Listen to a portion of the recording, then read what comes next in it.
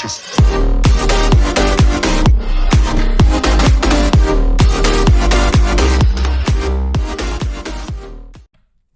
Johnny Muir here, and welcome back to another podcast, Gamer Unite. And today we're going to be doing something a little bit different. This isn't going to be the classic going over the news of all the video game topics throughout the month or weeks, whatever. Today we're going to be switching it up. We're going to be doing just a nice, friendly, civilized conversation about our personal opinions on video games. And so today I'm joined with Austin and Christian. What's up? I don't know what you guys want me to call you. I'm gonna be honest. I mean, Call me Chris for right now, and then Big Nasty. Yeah, big nasty. Big you know Nasty. All right. it. Big nasty. You know it. Should I call you Borrowed Space, Christian? yeah, just call me Chris. Chris. I mean, All right. honestly, Chris. don't No. mind. You can We call me got Borrow hot dogs Space in if the you want chat. me to. Let's go. All right. Hot Anyway. dogs. Let's go. Nah, bro. We keep it simple. Just say Austin, bro. It's all right. All right. You- Anyway. Yeah. Sorry. Y'all can call me what you want. You can call me Big Nasty. You can call me anything. You can call me. Daddy. You can call me. Oh, all right. All righty. Sorry. Okay. Okay. So, ladies and gentlemen, today we have selected 30 video game genres, and we are going to be ranking them from our least favorite to favorite. Keyword: our favorite to least favorite. We're not ranking them based on which genres we think are the best, which ones we just personally enjoy the most. And then for a little bonus, I threw in 13 themes, which is basically like sci-fi, history, horror, multiplayer, creative mode, like sandbox, fantasy. You get the picture, right? Chat wants you to be called Big Nasty, so it's just gonna happen. Anyway, Oh my gosh. I made a list. Austin made a list. Christian's just kind of gonna butt in. He got like a 5-minute notice, so yeah, But hey, at least he's here. He missed the last one, unfortunately. Yeah. But he's here for this one. So He's more gonna be like critiquing. So. but yeah, few things I want to state is, like I said, number one, this is our opinions. Nothing is factual. Our opinions. Don't get upset if your favorite genre is in our least favorite genre. It's just our opinions. And I don't know about Austin and Christian, but this was very, very difficult for me to do because personally, I don't have any genres that I don't like. I like every genre. Like, I don't care what genre it is. I don't care what platform. Like, if it looks interesting, I've played it, especially in these last 2 years. I literally just play whatever. So this was like very, very difficult because, I mean, I would play them all and I like them all. What really came down to my decision factor is, let's say a game of this genre came out as the same day another game with a different genre came out. Which one would I be more excited for? Which one would I want to play first? That was kind of like a big thought going into this. But anyway, anybody got anything to say before we jump in? I'm pretty okay. I mean, I think you explained it perfectly. I mean, I don't really have much else that I think we need to go over. All right, then let's get on with video game genres. So, And let's you guys are just get gonna it. learn which ones we have to list throughout it. We're not gonna say like, all right, these are the 30 we had to choose from, and now there's our list. You're just gonna find out when we go. So, number 30 for me. And by the way, we're all gonna get a chance to explain ourselves for all these picks, because this one actually might need some explanation here. I went with arcade. So, okay.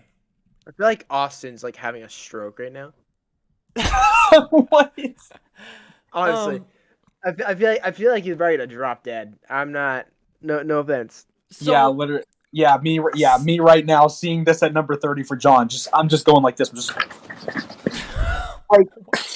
all right.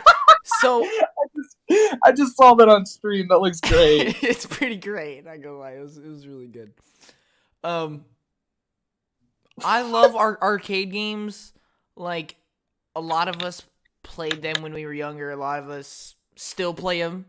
A lot of people still play them today, and a lot of them are still some of the greatest games ever created, just for the simple fact that they are so much fun. And even now these days with like modernized games, we still get type of arcade games. This arcade genre isn't just, the games you would click like on a big box at the arcade like building to put in quarters. No, arcade is a genre, a type of game format, and a lot of games still use this, which is why I put Wreckfest and Sonic Colors Ultimate. So, yes, Sonic Colors Ultimate does have a story to it. I'm well aware of this, but in my personal opinion, the way they do the missions and the level design, that's kind of like arcade. Like, it is. It's levels. You just progress through all the levels. And there you go. Right? I mean, am I correct on that, Austin? No, I was just laughing because Maya Max said, "Why do you have Sonic Colors in the arcade section?" Well, there, I just explained. Yeah. And then but- Wreckfest, it's the same thing. It's just stages, levels, you pretty much just play the same game over and over again and over again, and it's just really fun. It's just an arcade game, right? Yeah. It's an arcade format, but then of course you have the actual arcade originals, Galaga, Fix It Felix, and here's the thing: these games are so much fun. It's just when compared to so many of these other genres that can just go so much bigger, so much better, and maybe sometimes they're not even more fun. Sometimes they're just not more fun, but they are still good. I literally have this giant arcade cabinet behind me. So if anyone thinks I don't like arcade, you're full of yourself. But anyway, what is going on here? I just saw Christian making a weird face. Okay, I'm sorry. I'm just having too much fun. Christian, I am now going to be showing Austin's pick here. For number 30, Austin, go ahead. All right, let's go ahead and see my pick for number 30. Number 15, Burger King. Oh wow, John really would have. God, John, I wonder. You would have never guessed that it'd be this. Nope. No, ever. Nope. No All one right. would ever guess this. So I'm gonna explain it. I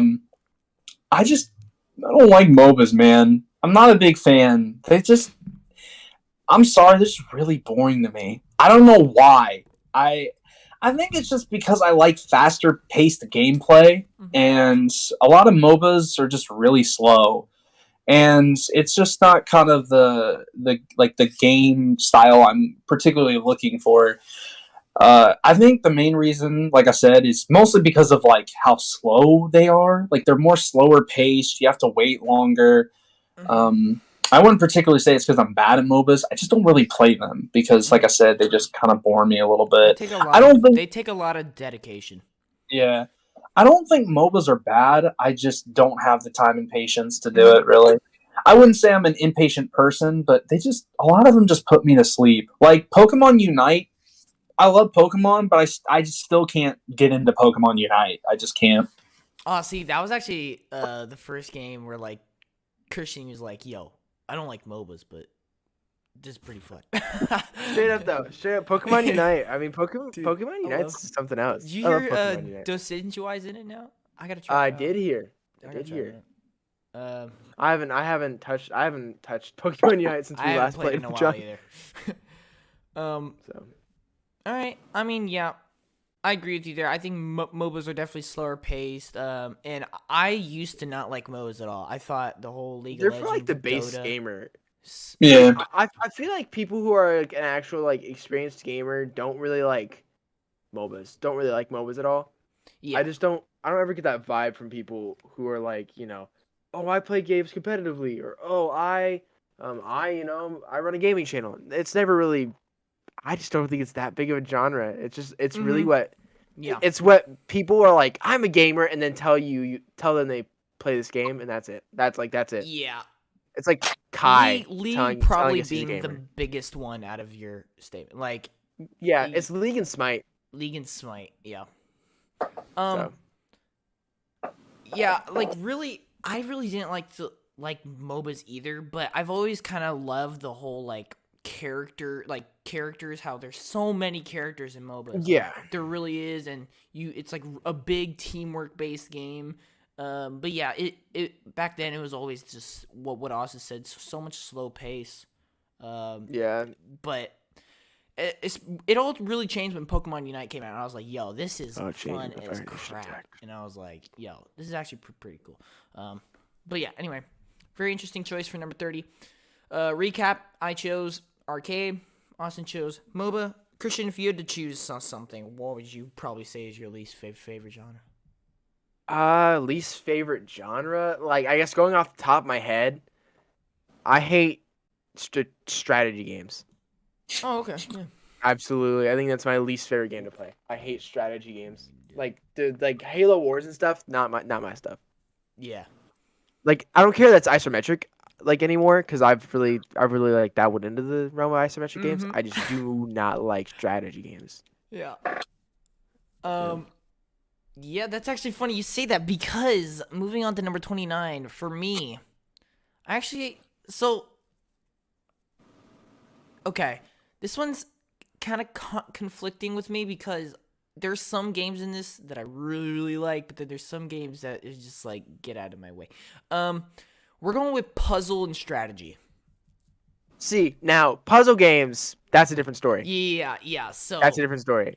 okay, I love puzzle games, but I agree. I think not the like- puzzle is a little bit better than I probably should have separated them, if we're being honest with you.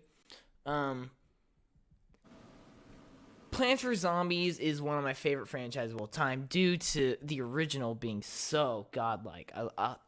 Dude, I love Plants vs. Zombies, and honestly, I do like strategic games. I mean, Age of Empires 4 has been doing really, really good. I can't wait to try it out for myself.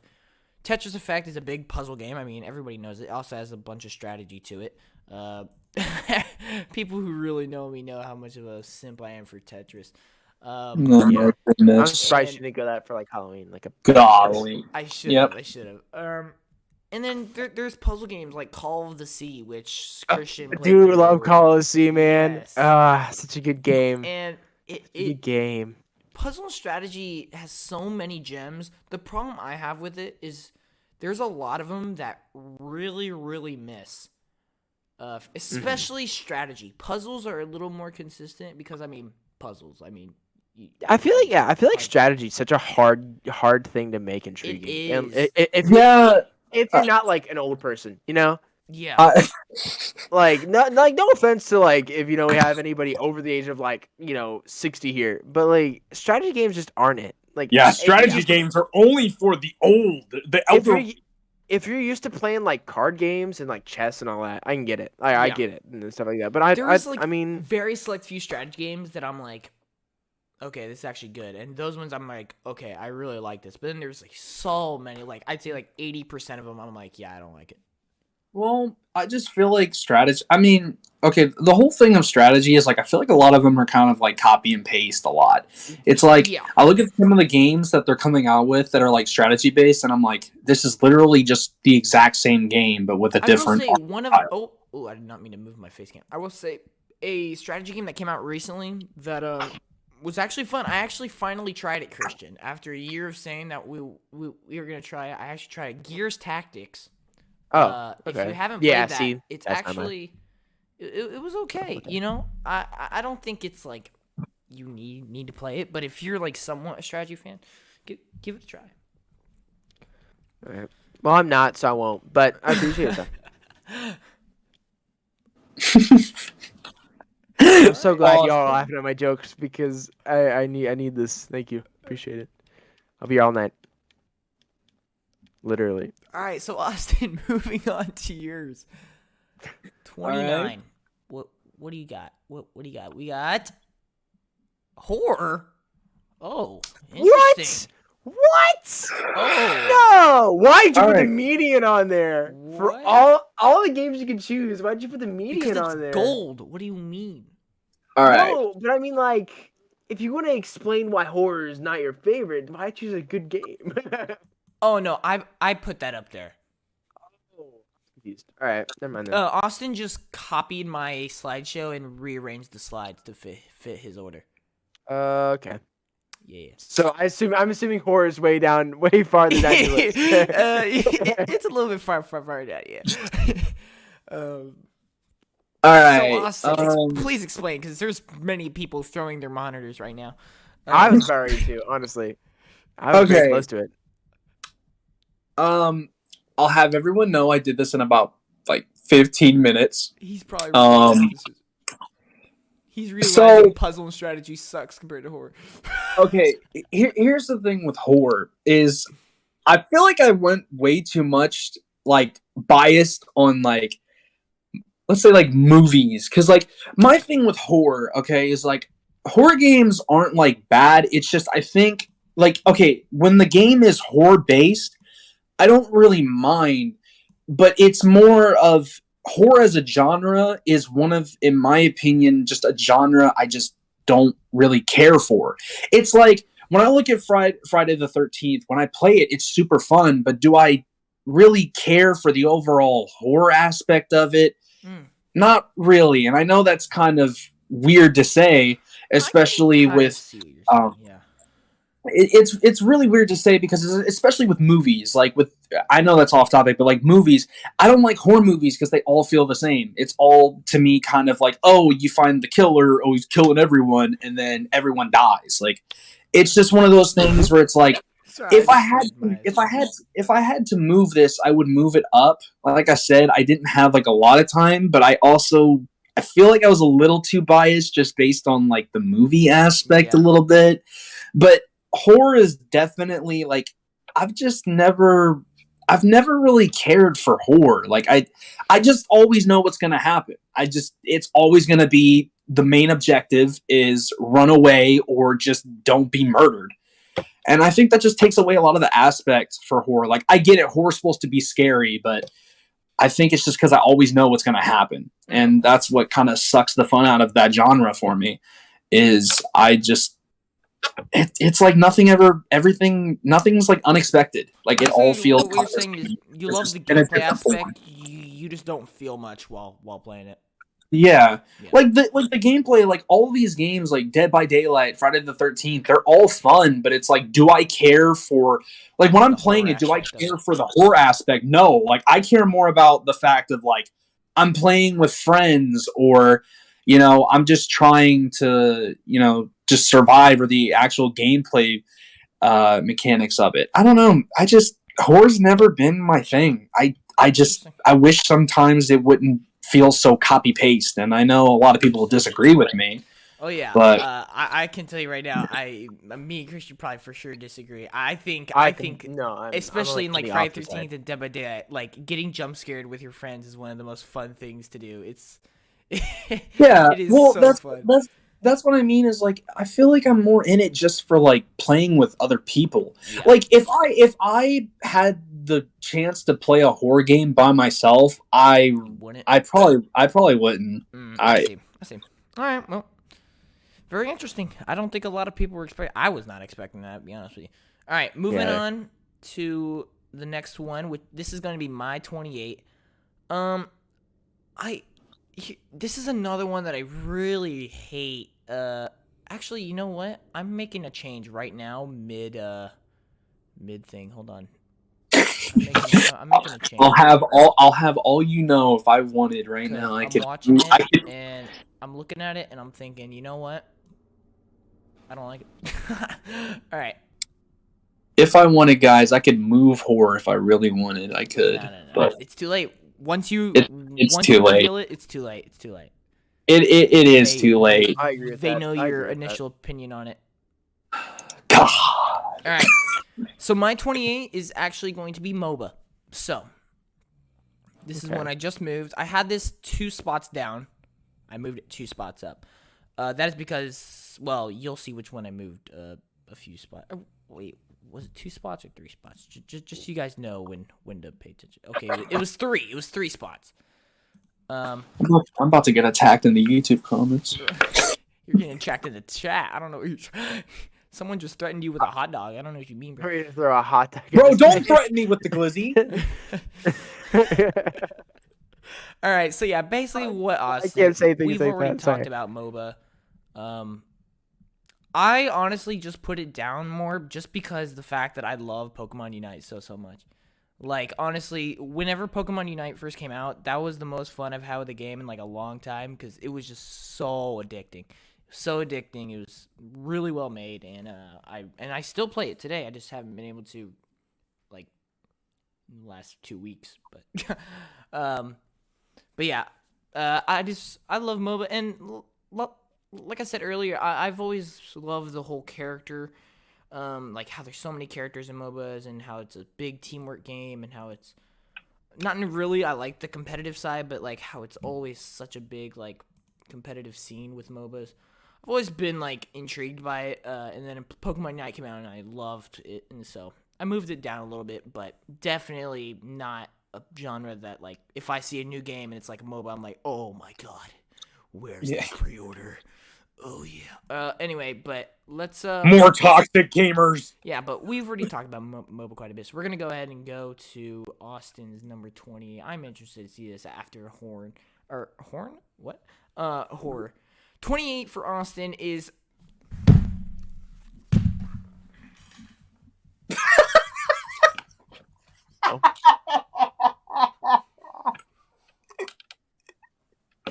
Well. Well. You broke it. I find this funny, obviously, as the viewers know.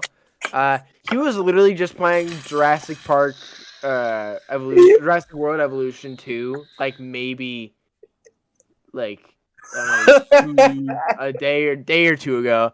So like this is funny because it is probably his favorite. It is like one of his favorite game times. So, Well, yes. John's having a blast right now. Oh, he's back. All right, thank y'all for tuning in. I will see you tomorrow. We're gonna be playing some more Jurassic World Evolution 2 later. But anyway, thank you all so much for watching. All right, have a good one. Johnny Morale. Peace. I still see little. You want to know why I put this down here? Just say, just go for it. I've never played a Tycoon game, ever. Like ever. That doesn't surprise me. Never played one, so I can't really. This shouldn't even be on my list. Like I literally don't have an opinion, but just based off like Tycoon alone, I probably would enjoy it more than horror. In all honesty, horror. I think the only Tycoon game I could say I've like thoroughly enjoyed and wasted days of my life on. I know what you're gonna say. What do you think you're gonna say? The Roblox Lumber. I was straight up gonna say Lumber Tycoon 2. Straight up though. We sat there for how long chopping wood in Roblox? Long. So long. Dude, okay, like I don't know. No, mad respect for that game in general. Actually, for making my Tycoon. Wait a minute. Slime Rancher's a Tycoon. Is it? Oh my god! Then yeah, no, I love Tycoon games. Then, dude, yeah, Tycoon games. Those type of games are Tycoon. Tycoon does not just mean. All it took was one game. Yeah. Love Tycoon. Yeah, that's why it's this low. That was funny seeing Judge. Dude, I've literally been so addicted to the new Tycoon game, Jurassic World Evolution 2, and oh, dude, that hurts. This is gonna be funny. Our lists are already completely different because where my Tycoon ranked is basically the opposite spectrum. it's completely nowhere close to where. Well, I mean, okay, might make sense. I've never played. I can't really have an opinion. Like, yeah. Wow, I'm literally like looking at the game on my Xbox screen right now. That's painful. It's painful. That's okay. You know what? I'm sorry, Don. It's okay. No, dude, I still love you. All right. All right. Moving on. Number 27. All right. I'm gonna go with turn-based here. So I actually really, really, really like turn-based games. Ooh, why'd you put remake on there? Okay, because there is a mode where I wanted to just put FF7 original. I wanted to put the original, but there were no good pictures. And so I just put the remake because the remake has like a classic mode. Classic mode. Yeah, so I was like, I'll just explain that in the video. But But no, turn-based games, especially this year, I've been playing way more turn-based games, and the more I play them, the more I just love them. It actually all started with Yakuza Like a Dragon, which I'm sure Austin's gonna have a lot to say about that when it reaches him. But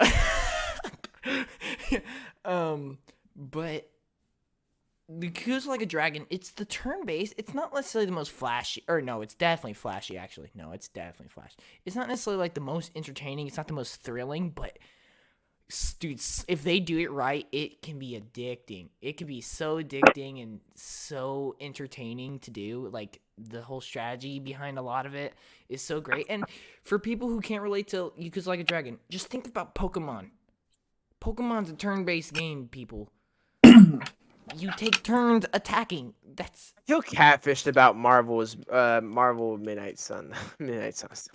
and Marvel Midnight Suns is gonna be turn-based. Except it looks like a cinematic as crap. Freaking. That's it. But I feel so like done dirty by that I though. know. I'm actually really excited for it, though. I'm not gonna lie. I'm probably gonna pre-order. And then yes, you Final Fantasy fans. I mean, if you have played the original Final Fantasy VII, you know turn-based has been in gaming for Turn-based is ages. literally like usually paired with Ages. strategy. Yes, but So like in my opinion, This is there's a lot less good strategies than there are turn-based. Turn-based has a big community. So much of a big community that they literally turned the Yakuza franchise into a turn-based franchise. Like, it's huge. It really is. And I honestly could see this in like a year or so, turn-based getting moved down more. But as of currently, there's just a lot of other things that I think I would rather have. Like, for instance, like what Christian said, he's disappointed with Midnight Suns being a turn-based game, right? yeah, I'm extremely Yeah. disappointed. I would prefer, a third person, just straight up. Heck, I don't even need a fighting third game, person. Give me a first person. Yeah, like I would. anything. But then the turn-based was kind like of Avengers. disappointing. But here's the thing.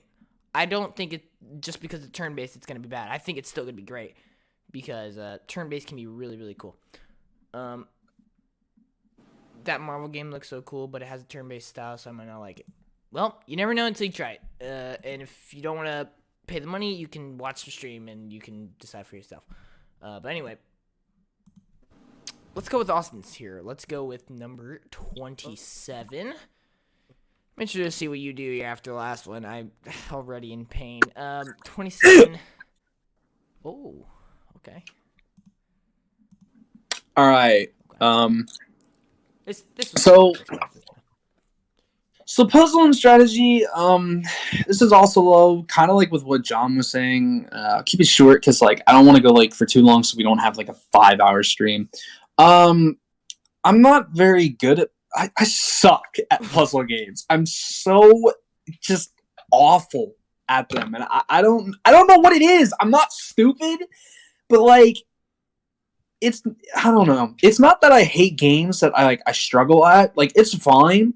But sometimes when I'm playing puzzle games, I'm just like, dude, I can't do this. Like, give me something where I don't have to just constantly, like, be stuck in something for, like, 8 hours. Because, like, it's just the same process the whole time. It's not like there's anything different I'm doing. It's just I have to figure something out. And then, like, with strategy is... I've never been a big fan of strategy-based stuff.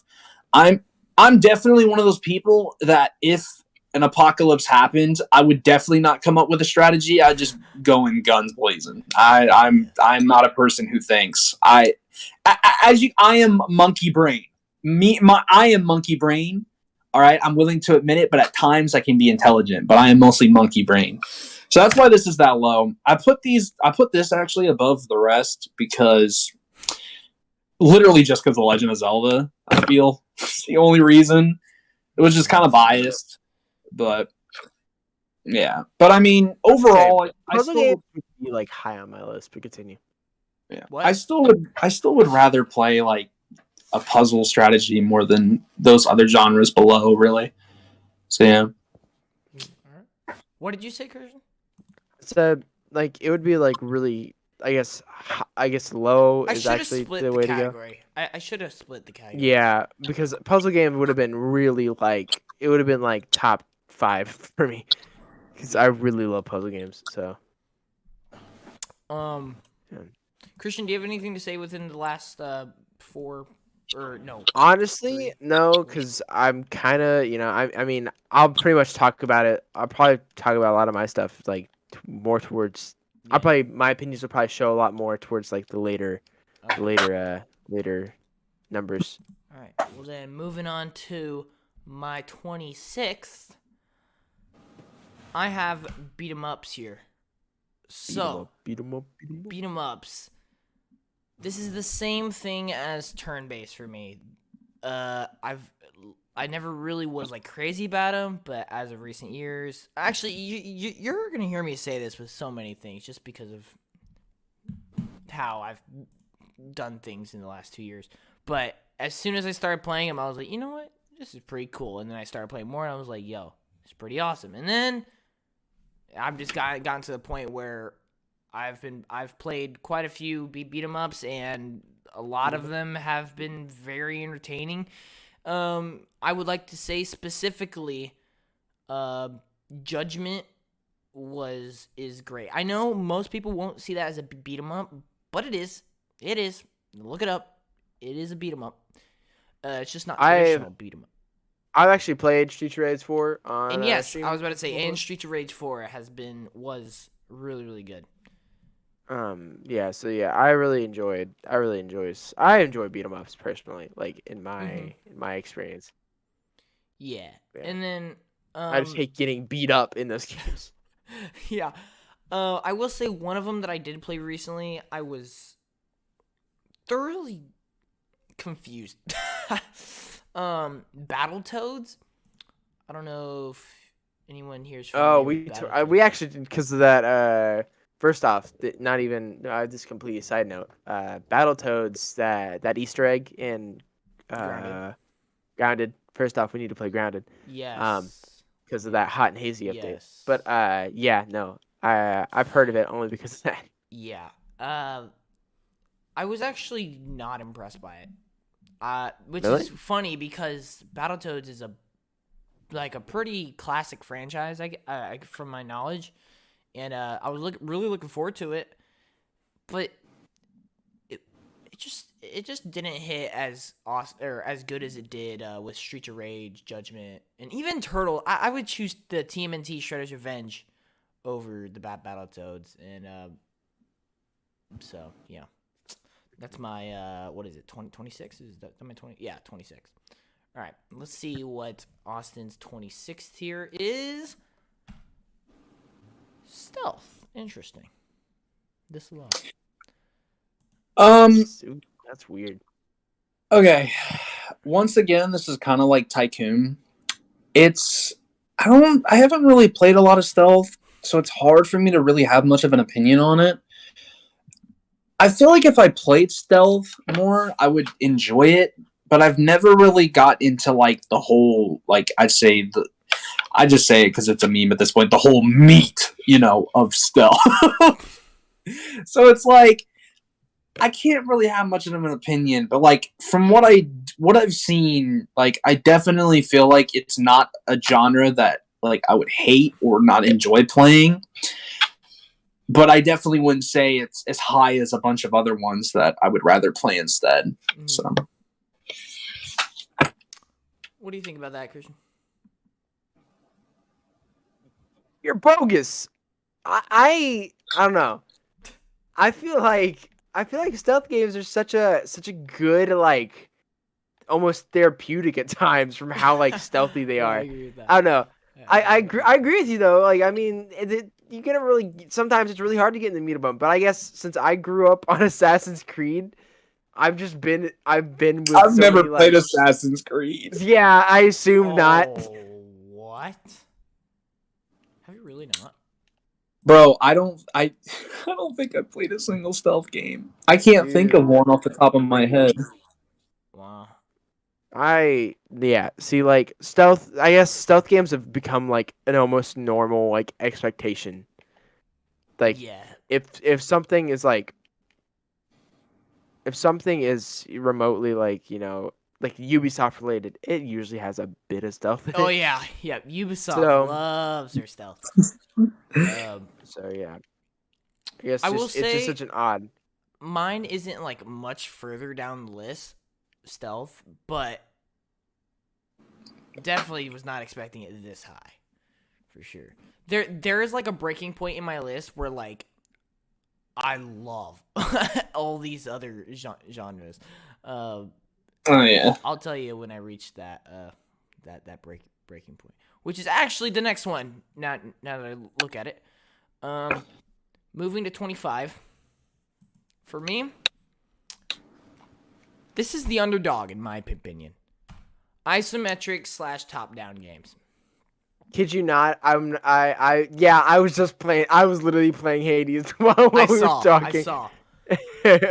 All right. So, when I was making this list, I came to isometric, and I'm not gonna lie. Originally, this was number 30. Originally, it was, Wow. and then It when I- totally would have been number 30 for me for a long time. Oh yeah, same. And then I started getting the pictures for the slides, right? And I was like, oh yeah, I guess yeah, Link's Awakening is a top down. Dude, that game looks really really awesome. I've been wanting to play it. And then I came to the Ascent. I was like, you know what? That game wasn't too bad. Like it was fun for what it was. And then I'm like, yo, Pokemon counts. Holy crap! Okay. And then I thought Hades, and I was like, and then there were so many other things, and I was like, you know what? I think I've been looking at these games wrong the whole time. Like Yeah, no, there fine. there are so many bangers for isometric and top down. There's also ones that aren't good, of course. There's that for every genre, but I've really, really been loving top-down isometric games as of recent, and this is the same thing as turn-based. I feel like give it a year, this one could be way down in the list for sure. It's just I haven't had enough experience to put it any higher, in my opinion. Like, I just feel like in terms of all the games that I really enjoy, yes, I love this one. This is the line right here. Like, all of the other ones, I was like, okay, I like these genres. These are ones that I love. I love these genres. So, even though it's number 25, look, I already told you, I love all the genres. This was so hard. It's not like I don't like number 30. It's just, it was my least.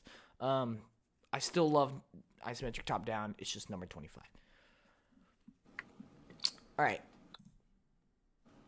Austin, number 25. Oh, I mean, yeah, that was pretty, that makes sense. Well, God, me and John are so like opposite right now. Like everything that like I think he would put higher, I have like so low. All right, I'm just gonna come out and say it. Sports and racing, it's like horror to me. Okay, They just, wait. Before you go on, Mhm. have you tried racing games? I have Which ones? Mario Kart. Okay, no. I feel No. like I have a feeling like this is a biased opinion. Okay. Here. I feel like Sonic Team played Racing. Dirt? Have you played I'm about to Forza say- Horizon? okay, yeah. So No. like, I was in the same No. boat, Austin. I was in the same boat for a long time until I played Dirt, and then I played Forza, and I was like, okay, I can get with this. Okay, Yeah, I mean, it's not. okay. You don't have to even okay. be a car nut. It's just so fun. It's so fun, dude. But yes, I'm sure a lot of people don't like these sports. I know Okay, Trish likes okay. racing now. I would say okay, racing would be lower, but like it's just sports in general. I don't really care. They're Yeah. kind of rinse and repeat. It's like Yeah. horror to me. Like it's all the same kind of. Yeah. Like I'll racing. let you know when I rank this. Racing carried it hard. I'm not gonna lie. Yeah. Like racing is like way lower. Like it's way lower, but sports, nah, get that out of here. Like I don't want that. Like I don't. I'm sorry. They put me to sleep, bro. I'm just like, wow, another FIFA game. Wow, what's gonna be different about this one? Oh, is someone not gonna? Are you just not gonna be able to pick up the ball? Like, no, it's gonna be the same thing. You got like same player, whatever. I don't know, man. Just not a big fan. I don't hate it. Just sports. I just wish they were different. It's like horror to me. They Yeah. just. That's all right. Christian, what do you have to say for this? Because I guess you're an interesting fellow when it comes to this category. So yeah, so like it is really like two sides of a coin for me when it comes to this. Everyone's Absolutely gonna think I hate have sports garbage games. opinions on genres. No, I absolutely hate sports games. I feel no need for them. Like, Yeah. and that's my personal opinion. And like, so Well- I don't really mind if people play them. I just don't like them in general. Well, here's But the racing thing. games, dog, Yeah. are like top tier because first off, I can't drive legally yet. Well, I can with an adult, So whenever I'm going 200 miles an hour, across Mexico, I feel pretty cool. Oh, Like, I'm assuming you play. Actually, no, I saw you on Forza the other day. yeah, I played like that first beginning bit Yeah. of it whenever you're dropped out of the Dude, plane. isn't it So I'm great? kind of It's- honestly though, I it's really I want to like play. I want to like start getting a little bit more into it, like I was Yeah. 4. But yeah, no, I definitely enjoy like racing games. They've definitely become one of them. I was excited for Forza Horizon 5, and like if I would have said that a year ago, totally not would have. I wouldn't. My opinion would have been different. I want to ask you this question because this is like the hottest topic on Twitter right now. What? Do you think? Okay, well, I'll let you know right now. Forza Horizon 5 is the highest rated game of 2021 now. All right. I have a feeling that's just not really right though. Continue. Okay. Do you think it deserves to be nominated for game of the year? No, because it's not really a game. It's more of a simulator than anything. Interesting. Don't get me wrong, but like I don't start crying when I play Forza. Unless I'm emotionally unstable that day, and then I'll start crying. But game of the year should be something that is more than racing.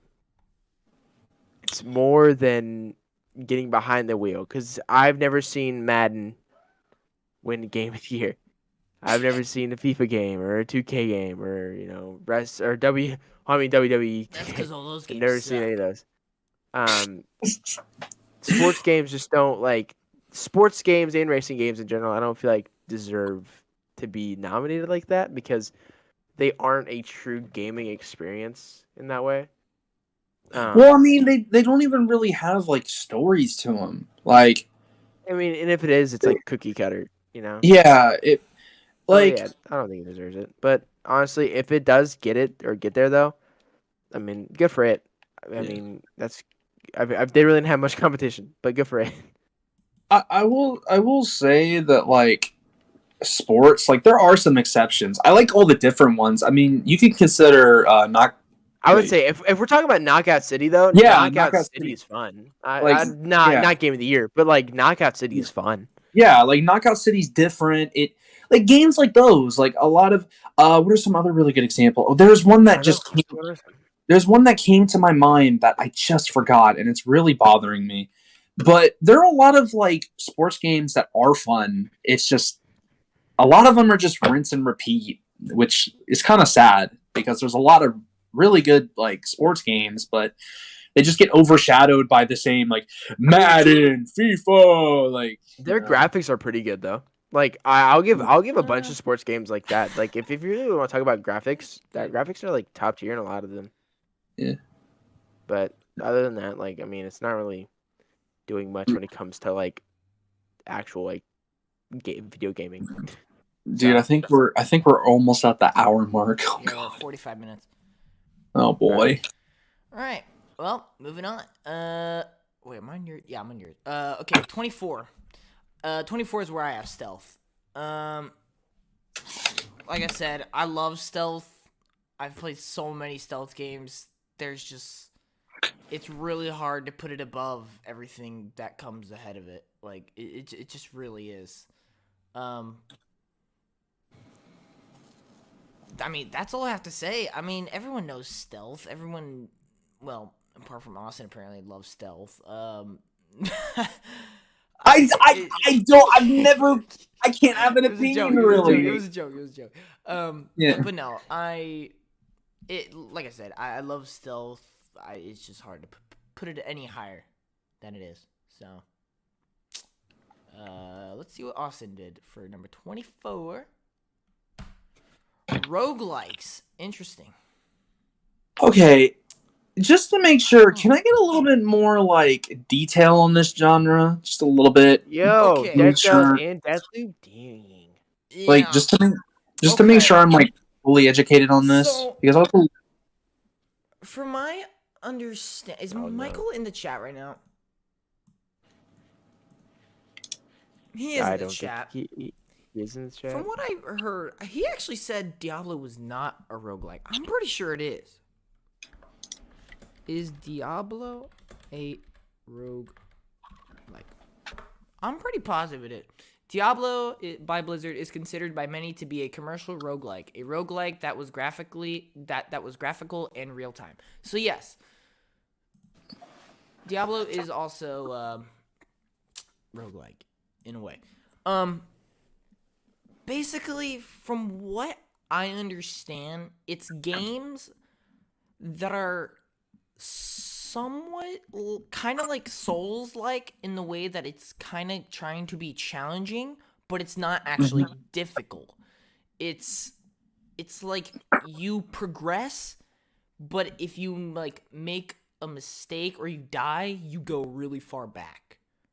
oh, yeah, I'd probably put it here. Oh, okay. So for Deathloop example, you can play the game for like 4 hours, but then you die.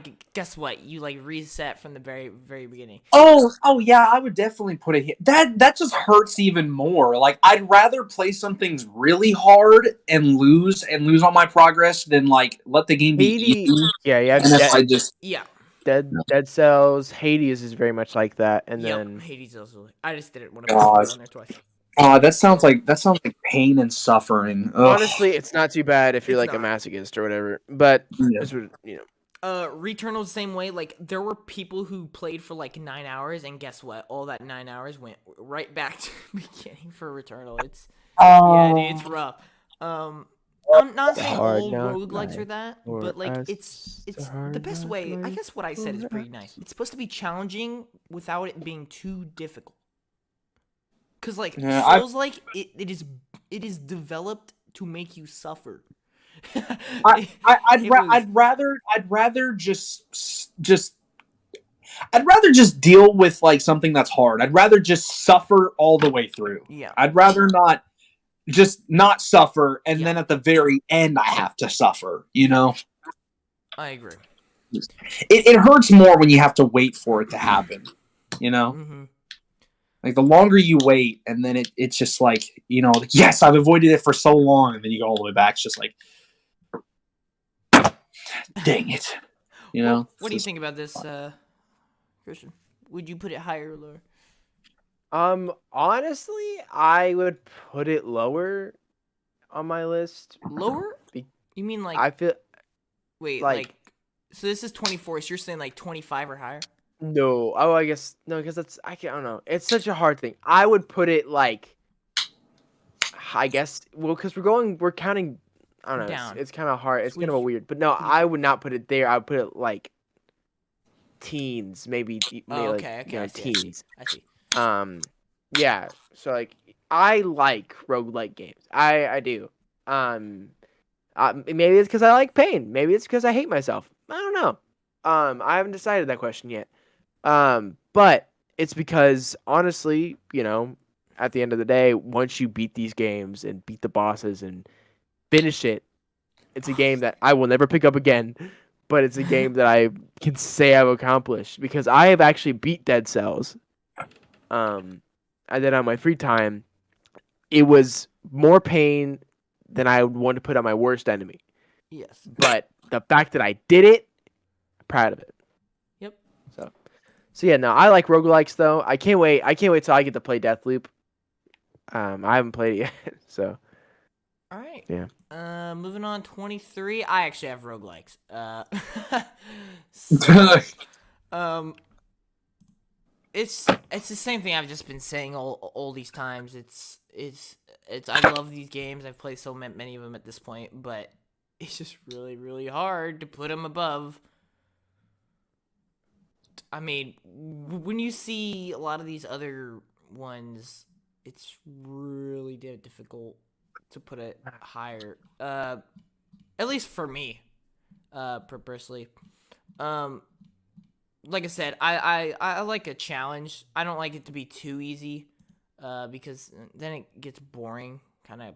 Literally, I play almost every game anymore on like hard difficulty. Like I don't really, unless it's like unless it's like a story driven game. Yeah. But if it's like God of War, nah, yeah, give me God of War. Unfortunately, it's really hard to difficulty. do those kind of games whenever you're streaming, because I feel like it gets very dull to watch, because you're just doing the same thing over and over again. Die. Yeah. Entertaining gameplay. But yeah, as far as the games go, and as far as how much I enjoy them, I really do love these games. But Austin, for his 23, he has simulators. John also has a stroke.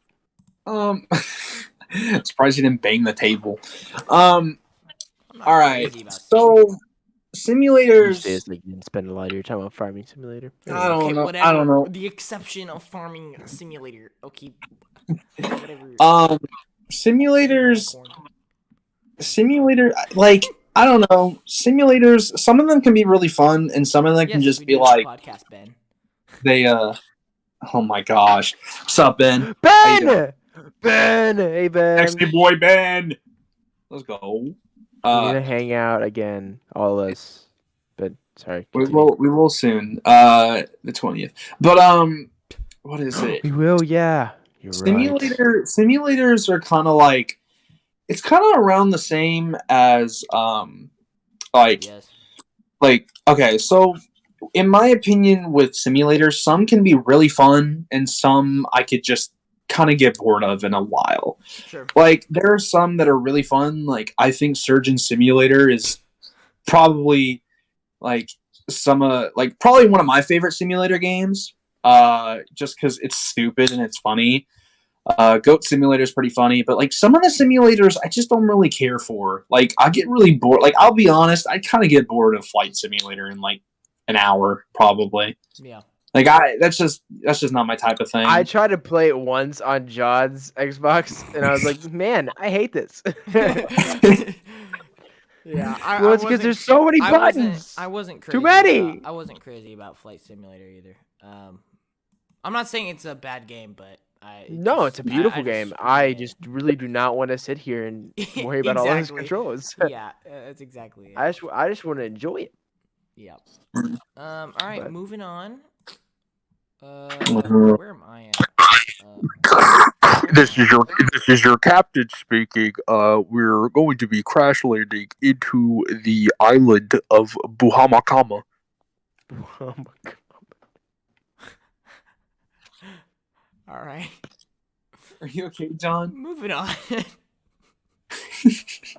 Buhamakama. 22. Oh man, I'm actually thinking about this. I might actually want. Ooh, I'm starting to think about. I saw what your 22 was. I'm like, Ooh. interesting. Wait a minute. I might actually want to move these down. Hold on. Yeah. Christian saw and he'd be like, "Woo!" I'm gonna move these. Well, down. it's because now I'm actually playing one of the games he has on the thing. So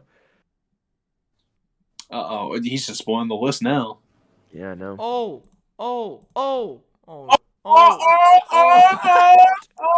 Yes, it's Austin. Stupid. All right. Ladies and gentlemen, you know what? I'm settling for this. Number 22, JRPGs. I actually asked a bunch of people at school. They didn't actually know what this means. I was very disappointed. Do you guys know what it means? Are you asking like chat or are you asking us? Everyone. Yes. I mean, I only know. I only Japanese Search that role up. playing game. You just Japanese No. role playing game, I assume. Christian, you just search that out? Well, I mean, I could guess it if you really wanted me to, but I would much rather just look it up and then get there easy. It is But no, Japanese role playing game. It's Yeah. Oh, It- I'll add you on Discord, Ben, when you can actually I spell would- my name right. I would Anyways. have to. I would have to. I just assume that because role like RPG, that's what it stands for, and if there's a J, it has to just be Japanese. Because especially with like, the whole animated like Japanese style. So I mean, yeah. What? No, not you, Austin. Austin, It's, you did it's fantastic. I see.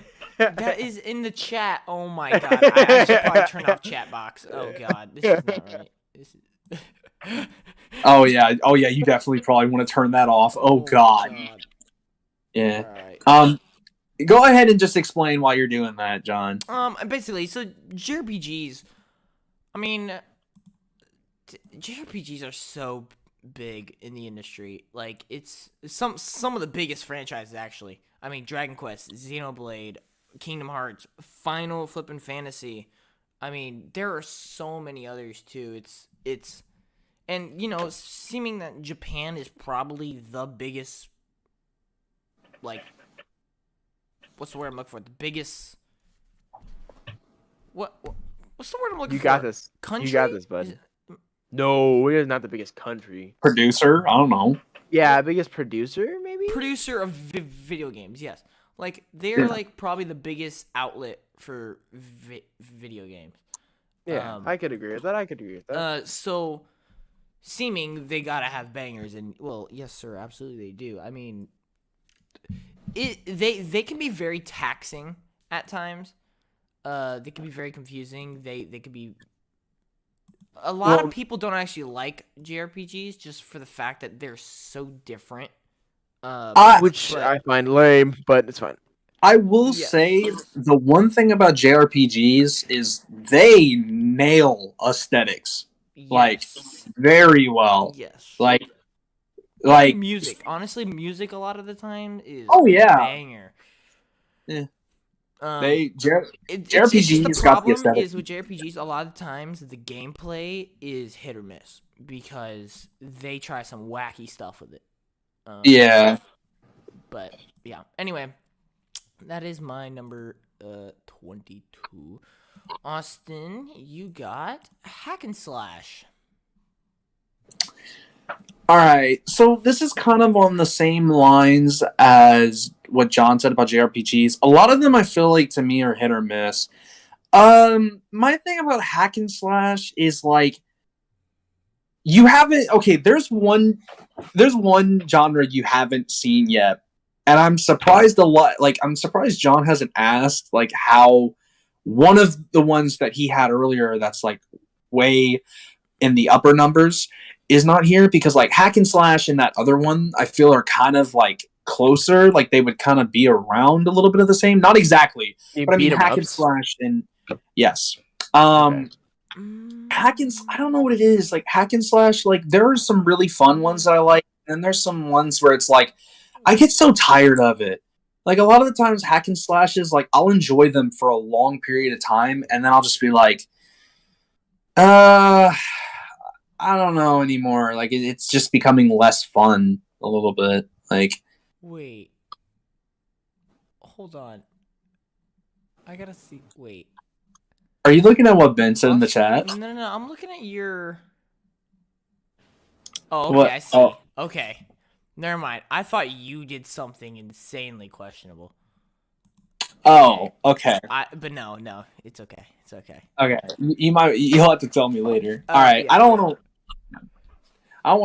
want to waste too much time, but that's kind of how I feel about it. So yeah. Moving on to my number 21, Metroidvania. God. Let's go! I'm literally playing Love Hollow Knight right now. Love Metroidvania, dude. Especially dude, as soon as I played Ori Will Wisp last year. Oh my god, dude. Oh, if please, if you haven't played this game and you honestly, you don't even have to like Metroidvania. This game is so special. Holy smokes, guys. You honestly have no idea. If you haven't even like know anything about this game, just please give it a try. Hollow Knight is of course one of the greats. I love Hollow Knight. Yes, with a burning Christian flame. loves Hollow Knight. I personally haven't given it too big of a try myself. I've seen a lot of it. I just haven't gotten around to playing it. And then, of course, the recently released Metroid Dread, which I think is a serious Game of the Year contender for sure.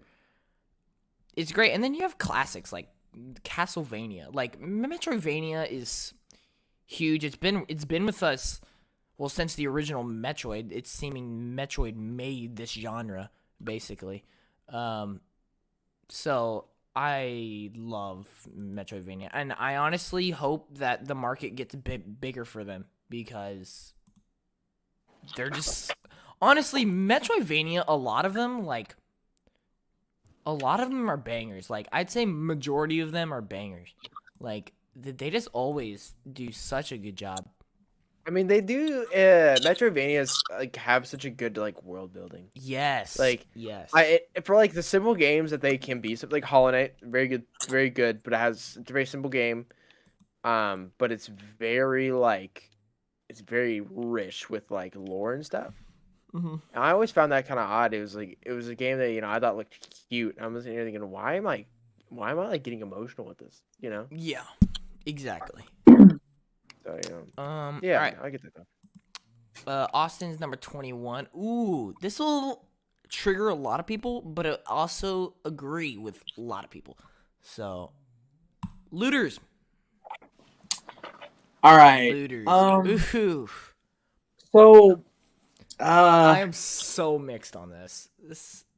yeah, I mean, I haven't been playing Destiny 2 recently for like it's kind of like with the last topic.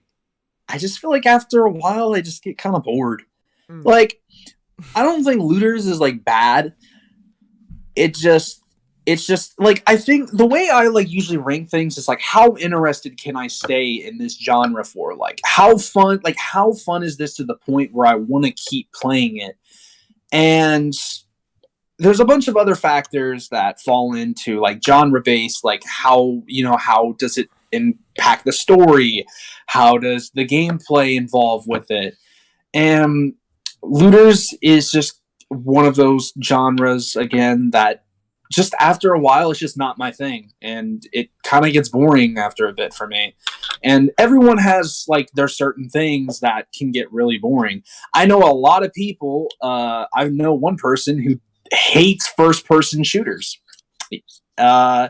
which is very crazy to know, but a lot of people just get bored of certain things. And it's like with Looters, I just feel like I'm not a big collecting guy, really. Like I don't mind collecting, but Looters, I don't know. Destiny 2 where's that been? There's a lot of other I think genres. your thing froze. Hold on. Oh crap! My camera died. Then yeah. Ooh. Just Woo! you'll just be getting Mike Guy here in a second. Wow, Ben. Wow. Wow. Really original.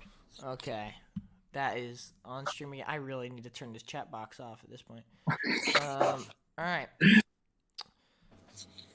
So very interesting. I'll obviously talk about Looters later. Number 20. So we finally got out of the first 10. Oh my god. And it's already been like an hour and Okay. almost 30. We should probably speed it up. Yeah, let's go. Speed up. All right, number 20. I have Party. They're just some of the most fun games in the world. No one can truly argue with that, in my opinion. It's literally in the name, Party. Like, guess what? Parties are meant to have fun. It is so good.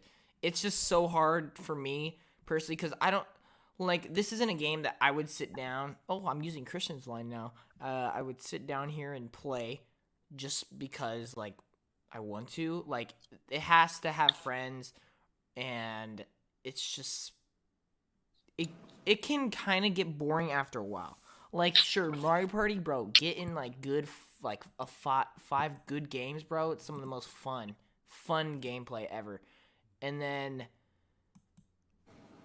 if you're playing it for like 9 hours, you're like, all right, I'm done with it. I'm like, let's move on with something else here.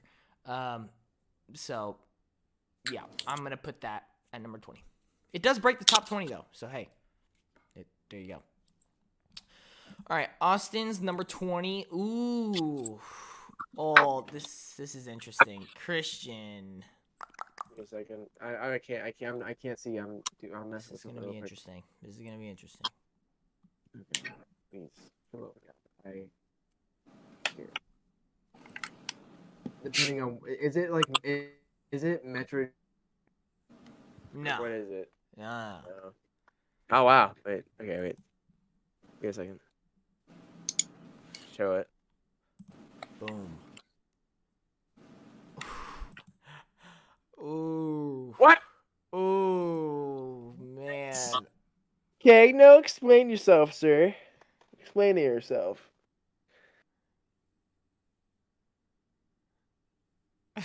Austin muted himself. Austin, you're muted. His phone died. His phone died. His phone died. Yep, it's dead. It's dead. Okay. Just so like you. I'll To basically me. explain why he chose this because he is a terrible. He has terrible opinion. Basically, he hates Souls-like games. They are just the absolute worst. Can he hear me? Do you think he can hear me? He probably kicks dogs on his free time or something. Yeah, bro. Like, I'm sorry, dude. He probably Like, slaps babies and. I cannot believe you know. Austin put this number 20, bro. Barely gets in your top 20, bro. Are you serious? He's really trying to defend his case. He can because he's really trying. He's really trying. Look at him. Look at him go. Look at him go. Yeah, he's trying to get a field goal with an infant. Dude, it's crazy. He's really going at it too. He's really going at it, trying to defend himself. Austin, we can't hear you.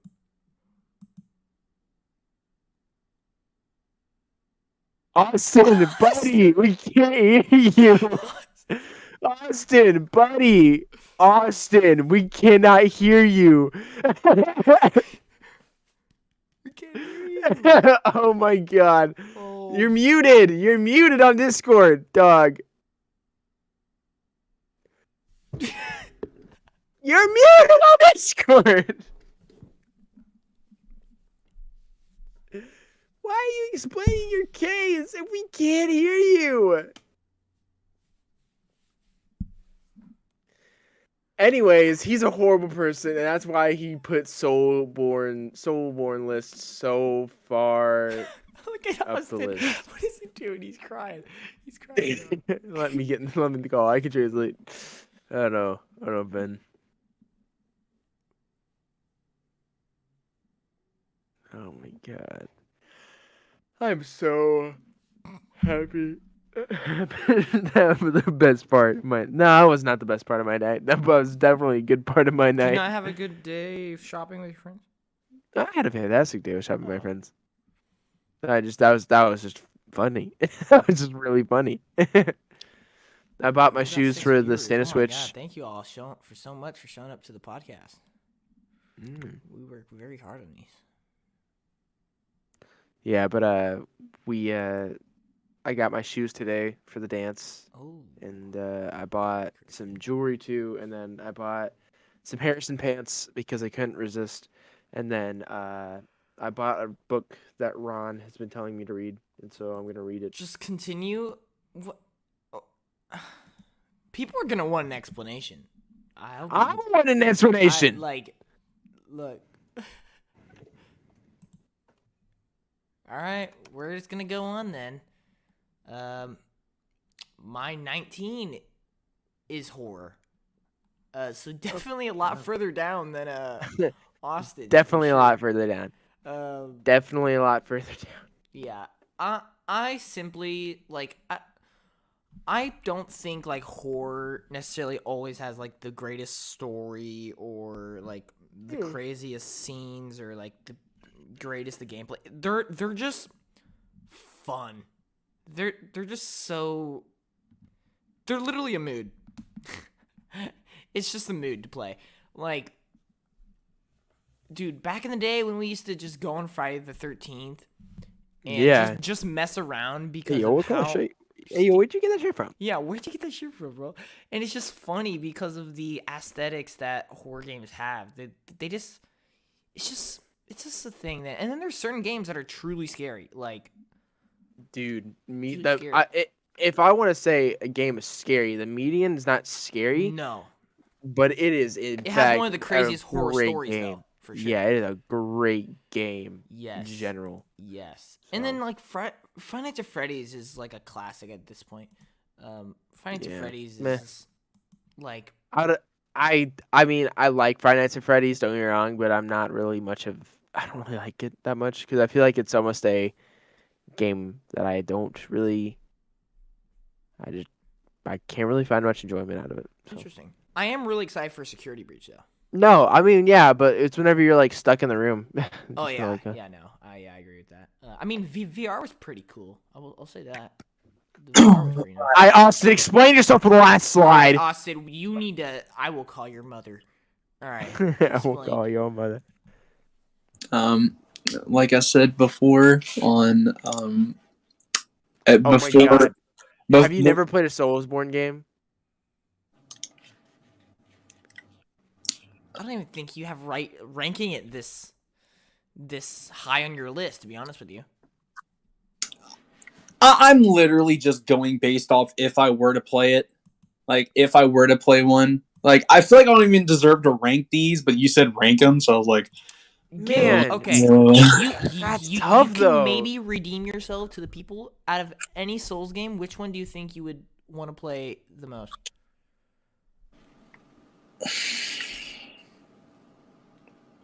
I mean, aren't all of these really good? Like, Yeah, they're, no, yeah, all they're of them are all really like good. pretty much Yeah. masterpieces. Yeah. I'd probably play the one I've seen the most of, which is Bloodborne. Alright. Yeah, that was pretty much. That pretty much that's like a fan favorite. so. Yeah. Yeah. What was the worst option? One of the Dark Souls was pretty bad. I thought it was either like 2. Was it 2 or 4? Wait, is there even a 4? I There's don't not think there's a 4. It was the first Dark Souls was pretty meh. I'm just saying, Dark Souls I two- shouldn't even Dark have an Souls three opinion. I might shouldn't even have have been an the one that opinion on it, people were bro. questionable about. I don't know. I shouldn't even be able to have an opinion on this. Like, I've never. Opinion Whatever. rights on You know what's- Soulborne games are. You know what's funny is like these games are just always so banger that like if one of them comes out a year, it just wins game of the year. It just wins. It's like Sekiro was just handed the game of the year. Dark Souls was handed the game of the year. Like it's just You're done. yeah, they are just ridiculous. All right, well, moving on from that disappointment. Anyway, 19 for Austin is isometric top down. Oh, cool. Okay. All right, I'm back. What's up? This All right. is 19. All right, here's the thing about isometric. Okay, I'm a little bit different. Okay, this is the part where like I actually like I'm 100% like these are ones that I definitely like play. So isometric top down, I definitely at times want to move this up because like I said, I didn't have like the longest time, but I'll go over isometric. So isometric, a lot of games can be hit or miss with isometric. A lot of games like The Legend of Zelda: Link's Awakening, I thought it was really cool. I loved playing that game. I've heard a lot of good thing about Hades, which is I think Hades. I've heard Hades is absolutely amazing. I should try it honestly. And then Pokemon being a really fun series that's isometric. The thing about isometric is it's not the fact that I don't like. I feel like isometric is kind of Actually, Pokemon voted isn't really like. isometric. It's more top down. Well, yeah.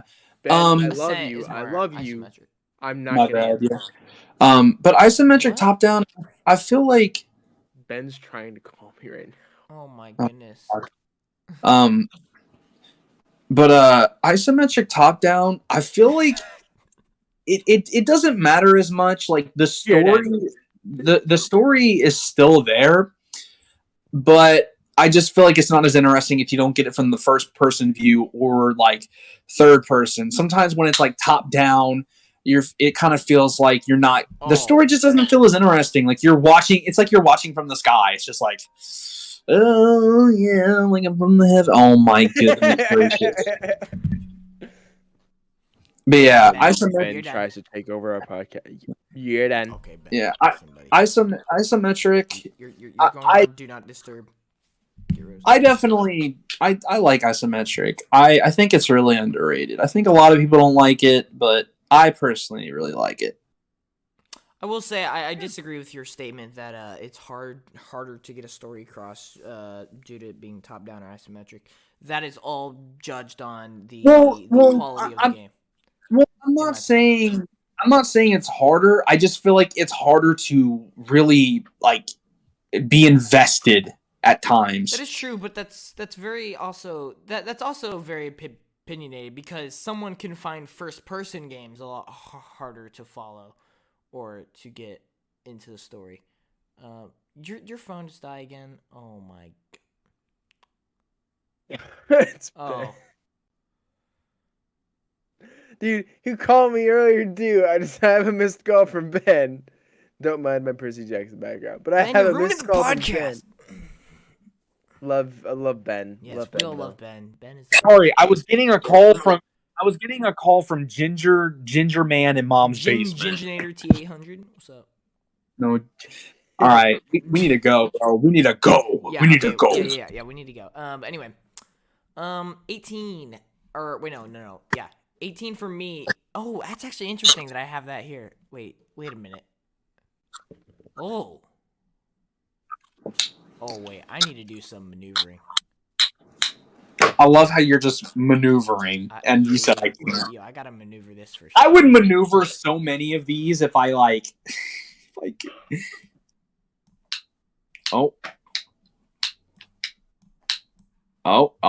John's just spoiling.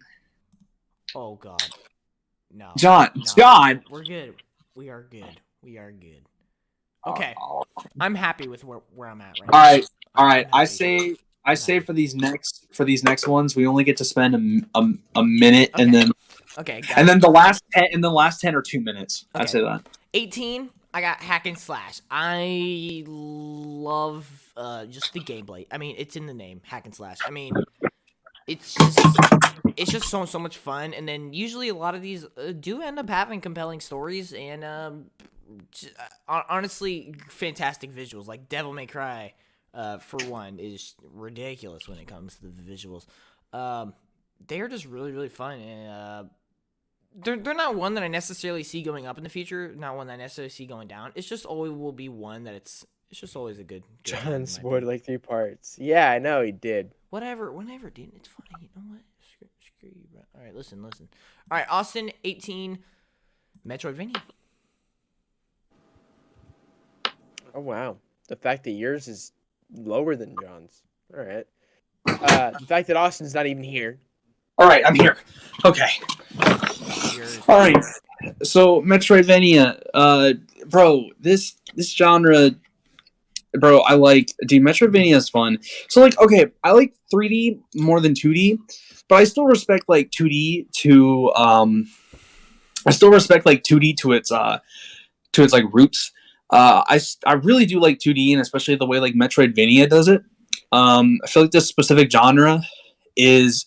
It's always fun. Like it's not like the most exciting games ever, but there are always games that I enjoy. Like I always like want to finish it. they're not like games I would always go back to, but I definitely like. They're definitely like ones that I would definitely like play, and it takes a while for me to really get bored of any of these. Mhm. All right. Number 17 for me is simulators. You know, I honestly don't know why it's this far down. I'll be honest with you. I definitely enjoy a lot of other things over this. I'm gonna be honest with you. You remember you remember that time you came over to like my house and then we played Sims 3 Pets? Yes, I do remember. Honestly, Yeah. if I had to make up an explanation on why it's slow, it's a game. Video games is a source of entertainment. It is a hobby. These games take up so many hours of your life, and you know what? It's due to them being very addicting in a way. I just thoroughly enjoy them when I play them. Some of them I just really don't care for. Like personally, Flight Simulator is great, but it's not something I want to try to go crazy on. Goat Simulator is fun and it's hilarious, but it's not like I'm gonna say one of the greatest games of all time. But the amount of time I've spent on Farming Simulator is ridiculous. Sims is, in my opinion, one of my favorite just things in general. So it's really, really nice. But anyway, Austin, your 17 is VR. All right. So 17 VR. I don't have VR myself, but every time I go to John's and I play VR, it's always great. Like sometimes the thing is like VR, it's not completely something that makes me want to buy like a VR headset or anything, or just be able to play VR games. They're always games that are like I love from time to time just playing them. And like whenever I go over to John's, they're always like games that I just play for that little amount of time, and a lot of them can be really fun, such as like Beat Saber, and oh my gosh, as you can see, John is just absolutely insane for VR. But I feel like if I owned a VR headset, it'd be more fun. But like just from what I've tried, VR is just something I would just do from like time to time. Like I wouldn't do it all the time. I would just do it from just kind of like maybe like once like a couple weeks or so, But that's kind of how I feel about this genre. Like it is good. There's definitely a lot of good ones, but I really hope VR gets a lot better, and it will. VR will become a lot better. We've already got VR GTA. Like what? Okay. What you just said there, I actually want to touch on whenever I get to my VR.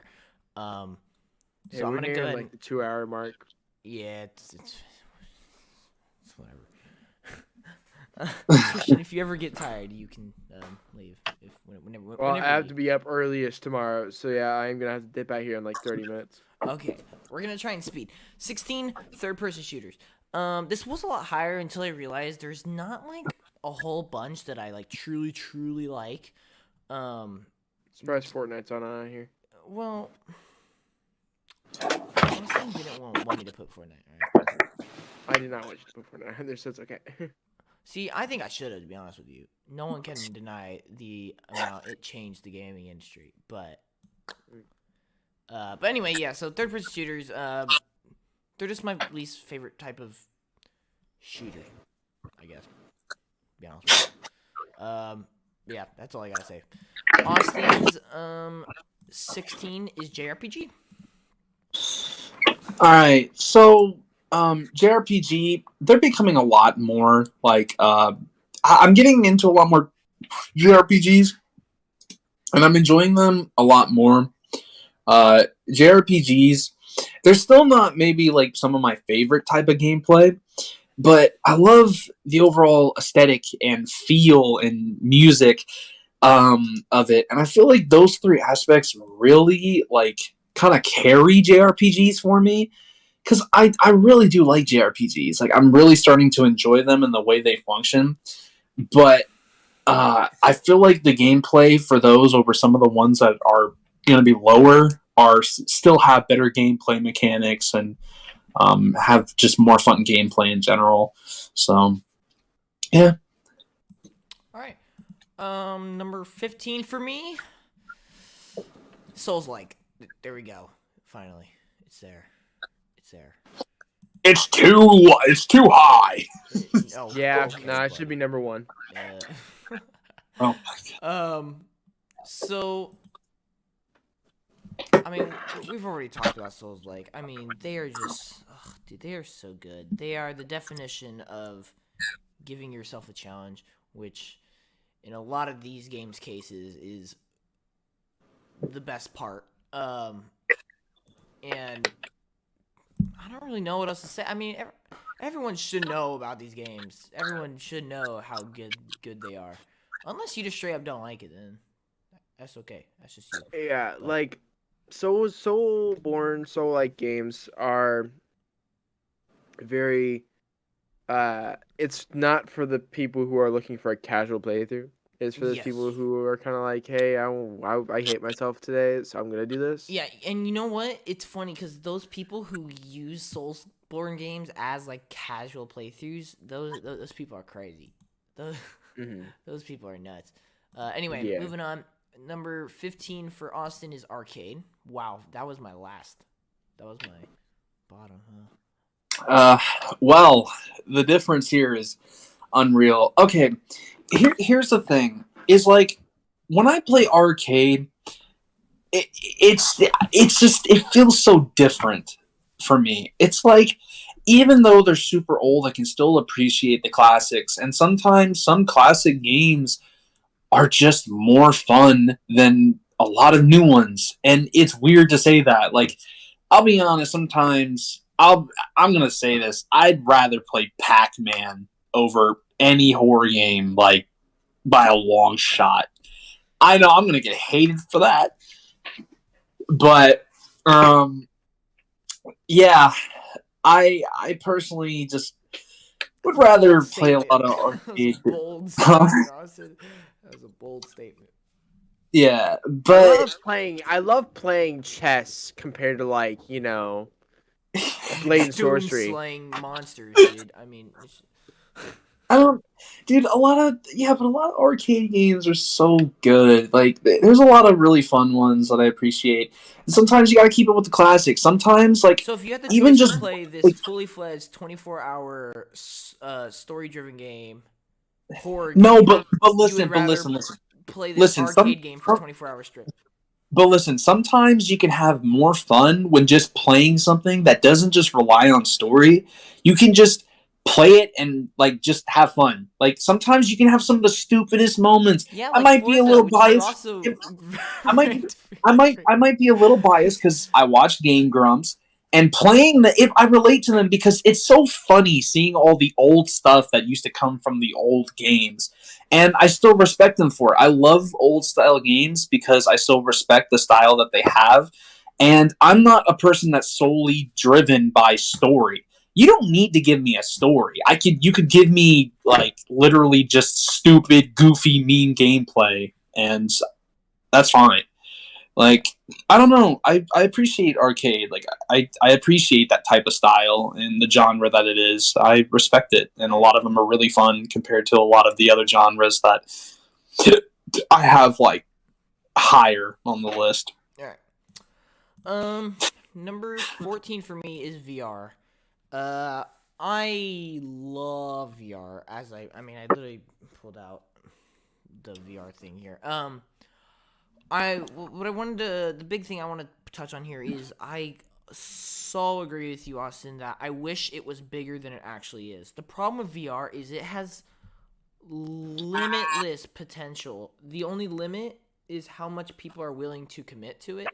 And that's why we need bigger developers. We need more developers to actually commit to VR because the amount of potential that VR has is crazy. Half-Life It's Alex is a perfect example. Exactly.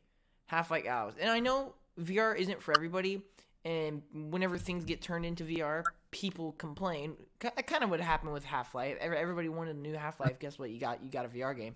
But guess what? It got nominated for Game of the Year. People, it was one of the. It's pretty much said to be one of the best VR games ever, and because VR is just that captivating and that good, we just need more commitment to it. So that's what I have to say about VR. I love it. I agree though. Shout out to honestly. Blade and Sorcery, by the way. Shout out. Wow. I don't know why I just opened a video editor. Don't worry about it. All right, 14 for Austin MMO. All right, so MMO is a very it it's very hard. What? What's so Nothing. funny? Chris said very What? interesting. I said that was What? interesting. I did not expect MMO to be that this high on your list. Okay, so Good night, Ben. We love you. Good night, Ben. I think I might dip out too after this. So All right. yeah, so MMO, the thing about it is like I think it's really funny when there's like a large number of players. I get like a lot of these games can become really toxic, but sometimes having a lot of people can be really funny. There are a bunch of games that like are MMOs that I think become a lot more fun when there's more players involved. It brings a lot more competition and it makes it a lot more just fun in general. I feel like I'm kind of a gamer that's like I combine like not just solo but also like having fun with other people. Like if I had to choose, I would play other games. Like I'd play games with like other people, and I feel like MMO like I don't play a lot, but when I do, I usually always kind of enjoy having that mass like amount of people, but it depends on the style of the game really. Like there's certain MMOs I don't like because I don't like the actual gameplay of it, but I like the aspect that there's a lot of people because it's kind of funny sometimes. Like there's a lot of MMOs that are just really funny and stupid that I enjoy. So yeah. All right. Number 13 for me. I don't know if I agree with this now, but in all my fairness, the second one carries this like light years. Sports and racing. So I'm not gonna lie, the only sports game I actually like is Madden, but that's just because I actually like football in real life. So there's that for you. But no, racing, there has been countless times where I have just honestly been blown away by number one, how much fun I've had with racing games. Number two, how good they look. Number three, how good they feel. And number four, just overall how great of an experience they are. Forza Horizon 5 being the perfect example, in my opinion. I mean, from start to now, I'm still just blown away because as soon as you get in there, you're like, oh, this is just so satisfying. Like it's just something you can't get like anywhere else really, unless you do these kind of high speed races in real life. But not a lot of people really do. So it's really cool, and it's gonna be interesting. Earlier I asked, do you guys think Forza Horizon 5 deserves to be in the Game of the Year conversation? I'll start off by saying I don't think it should win Game of the Year. I don't want it to. I'll actually be very upset if it does win Game of the Year. But there is no reason it shouldn't be nominated just because of the genre. Alright. Ladies and gentlemen, welcome to Gamer Unite. Gaming as a multi-platform entertainment recreation. Ladies and gentlemen, we play video games for our own entertainment, for a hobby, something that we have a passion for. Guess what? People who make games, developers, also have a passion. They make games, sure, tons of different genres. That's what we are talking about. Just because it's not a certain genre should not mean it should be excluded from every other genre. They put in just as much work, just as much passion. Sure, it may not have a story, but guess what? It's the best quality for the thing that they are going for. Sure, Forza may not have like this great, amazing story. It may not make you cry, but that's not what they're going for, ladies and gentlemen. They are going for a game that they can bring a great experience. And experiences goes with things that you love to do, such as video games. And they delivered a perfect experience. So do I think it should be nominated? Absolutely, 100% yes. Do I think it should win? No. So that's what I have to say about that. Because personally, everything from what I've seen on Twitter, a lot of people think it should be nominated. People don't think it should win, but it should be nominated, and I think it's absolutely right because, I mean, that's basically like racism in video games because it doesn't just because it's not a certain genre.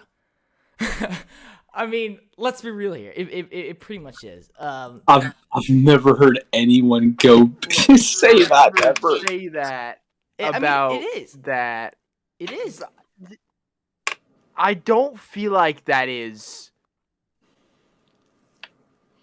because if you're gonna be honest, you making a list ranking your favorite is also racist because you're discriminating against all of them because they all should be treated equal. Oh, So I don't feel like it's a good analogy. No offense. No, Whatever. but I agree with you, John. I like what you're saying though. I mean honestly, I do like that. I like your view. It's definitely different than mine, but I honestly I do like it. I mean, it makes a lot of sense. So, Yeah. But I'm not gonna call it racism. I'm not gonna call it racist. Okay, I probably shouldn't have used that word, but like, Love you, John, but I will not call it that. okay, yeah, sure, that was definitely a bad analogy, but it goes to the point where it's like, are you really gonna completely neglect a high piece of quality just because it doesn't stick to the formula, or it doesn't meet your so-called requirements that it needs to be a high quality game to win that game of the year?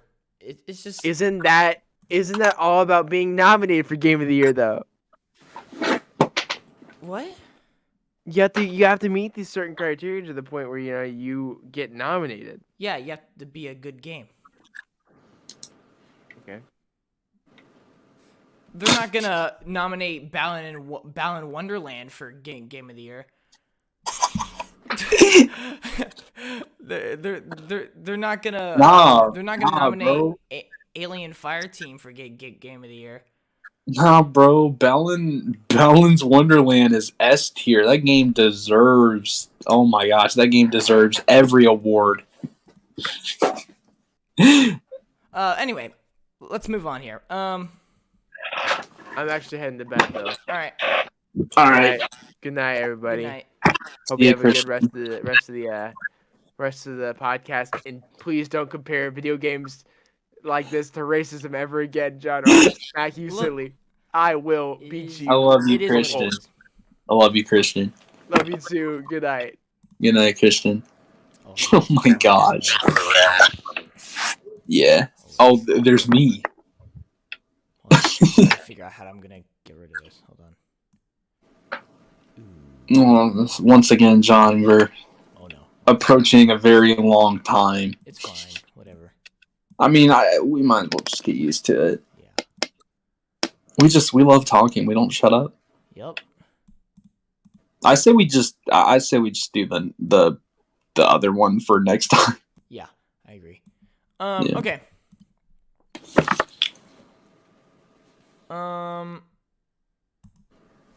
Wait, is this your? Wait a minute. What did I do? Oh wait, no, okay, no. Okay, so Austin's number 13. Stupid. Austin's number 13 is third person RPG. Okay, so third person RPG. Um, I will say now I'm a first person guy more than a third person. I definitely, which it can be mixed. I've heard a lot of people say they're more third person, and then some people say they're more first person. I am more first person. I feel like at times, and then there's times where I'm more third person. This honestly is really hard to rank because it's like I enjoy both almost equally. But sometimes I feel like I really enjoy first person. It's so hard to rank these two. Yeah. Like, or it's hard to rank third person because the more I think about it, I feel like I like a lot more third person games, you know. Mm-hmm. But first person games are what I've spent more time in, and Yeah. that's what's hard. It's like it's really hard to rank like third person and first person. If I really had to go for one, I I might choose third person honestly, because I have spent more time on first person games, but I feel like third person is what usually I'll have the most fun with if I'm just going for like my first non casual, like, play of the game. But third person RPGs, they're great. I like them a lot. Yeah, I mean, I don't really have much else to say. It's a great genre. It's great, and I like them a lot. They're really good. Yep. Okay, let's see. So my number 12 is MMO. It's just fun to play, progress your character through this whole world that is completely built up. Of course, you have all these other online players, which adds the experience. I will say, I haven't had the greatest experiences with MMO. I just really like the concept, and I really like what MMO is. I honestly think my favorite MMO will be Starfield when it releases. Obviously, I'm not gonna make any conclusions. It could be bad, but I'm hoping it's really good because I really liked MMO like as a genre. I just there hasn't been a game where I've like completely fallen in love with it. So yeah. Number 12 for Austin is first person RPG. Yeah. So these two, like I said, they're both like it's so hard. Like it really is. Like I said, if I had to rank, like if I could change it, I would definitely change first person and third person. The first person, they're both great. I really like both of them. I like and the thing about like RPGs are very they're very different to me because like I definitely prefer like of course story driven type games in that style. RPGs are fun, but I definitely prefer other things that are not specifically RPG based. But a lot of like the like RPGs, like first person or third person, I still really enjoy. They're great. I mean, there's others that I prefer for sure, but a lot of first person RPGs are just great. Like seeing it from that perspective is always fun to watch, and it's always fun seeing something go down, and just seeing something from the eyes of you feel like you're with the character. You're kind of there, like experiencing everything. Yeah. And especially when it's an RPG. Oh yeah. So. All right. Number 11 for me is Looters. So, I know we have Destiny and Godfall. Godfall, I think it's highly underrated. Do I think it's like amazing? No, but I think it's definitely underrated. I really, really enjoyed Godfall, and then I love Destiny 1. I do not like Destiny 2. Yeah. Destiny 2. I honestly can't stand it if I'm being honest with you. I don't know. Looters have always just been fun because you just get to collect so much gear. You get to do so much. You get to explore so many places. And the gameplay is usually always really fun. And the story usually is pretty complex. So looters are always just... anytime there's a looter, you know you're in for a good time. It's just the question of how high or how good will it be. All right. Number 11 for Austin is beat 'em ups. Ooh, you probably didn't expect this here. Actually, I did. So, dude, I don't know what it is with beat 'em ups. Beat 'em ups are so fun to me. Yeah. Like, it's once again, when you have a bunch of people playing, it's some of the most fun I could really ask for. And it's kind of another reason why I put arcade so high. Like I said before, I get arcade, yes, may not have a really complex story, maybe not be so driven based, but I'm not just in it to just have a story. I'm just in it to have fun. And same with arcade and beat 'em ups. A lot of these games are just, you can have, like, I have some of the most fun playing these.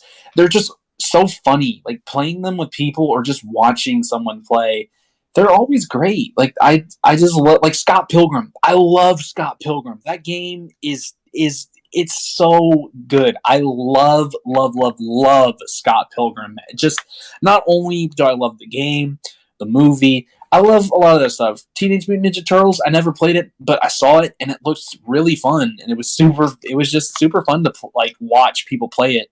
And I think beat 'em ups just really, it's a really fun time connecting with your friends. Like, you get to really, it's not like the most complex gameplay. You're just sitting back, chilling with your friends, and just doing stuff, man. Like, Yeah. I don't know. It's just, sometimes I don't always want to have to focus on the game all the time. Sometimes I want to focus on the game, but also, just hang out with the homies, Yep. All right, we've reached our top 10 Oh boy. finally. And to kick off my top 10, Austin, Oh. I'm going to tell you to politely suck it. Tycoon is in my top 10. Okay. So, I guess, okay, I'll start by saying I am a massive Tycoon guy. Like, Tycoon, I'll admit, Tycoon is not for everybody. I'm honestly not surprised that you put it where you put it. Well, I've never played one, so I shouldn't even have an opinion. It's just kind of a thing where it has to be, it's made for certain people. And I'm not saying like people who don't play these games like aren't creative or anything, but like these games shine bright with creative people, like people who love, like, just have so much imagination, who like just like always want to make things, always want to do like crazy things. These games just bring it to life, and that's something that I connect with very, very like a lot. And so I've spent so many hours on Tycoon games, specifically these two. Shout out to Frontier, you guys are the greatest. It's the only problem I have, which is why I put it at 10. It would honestly be higher, to be honest with you.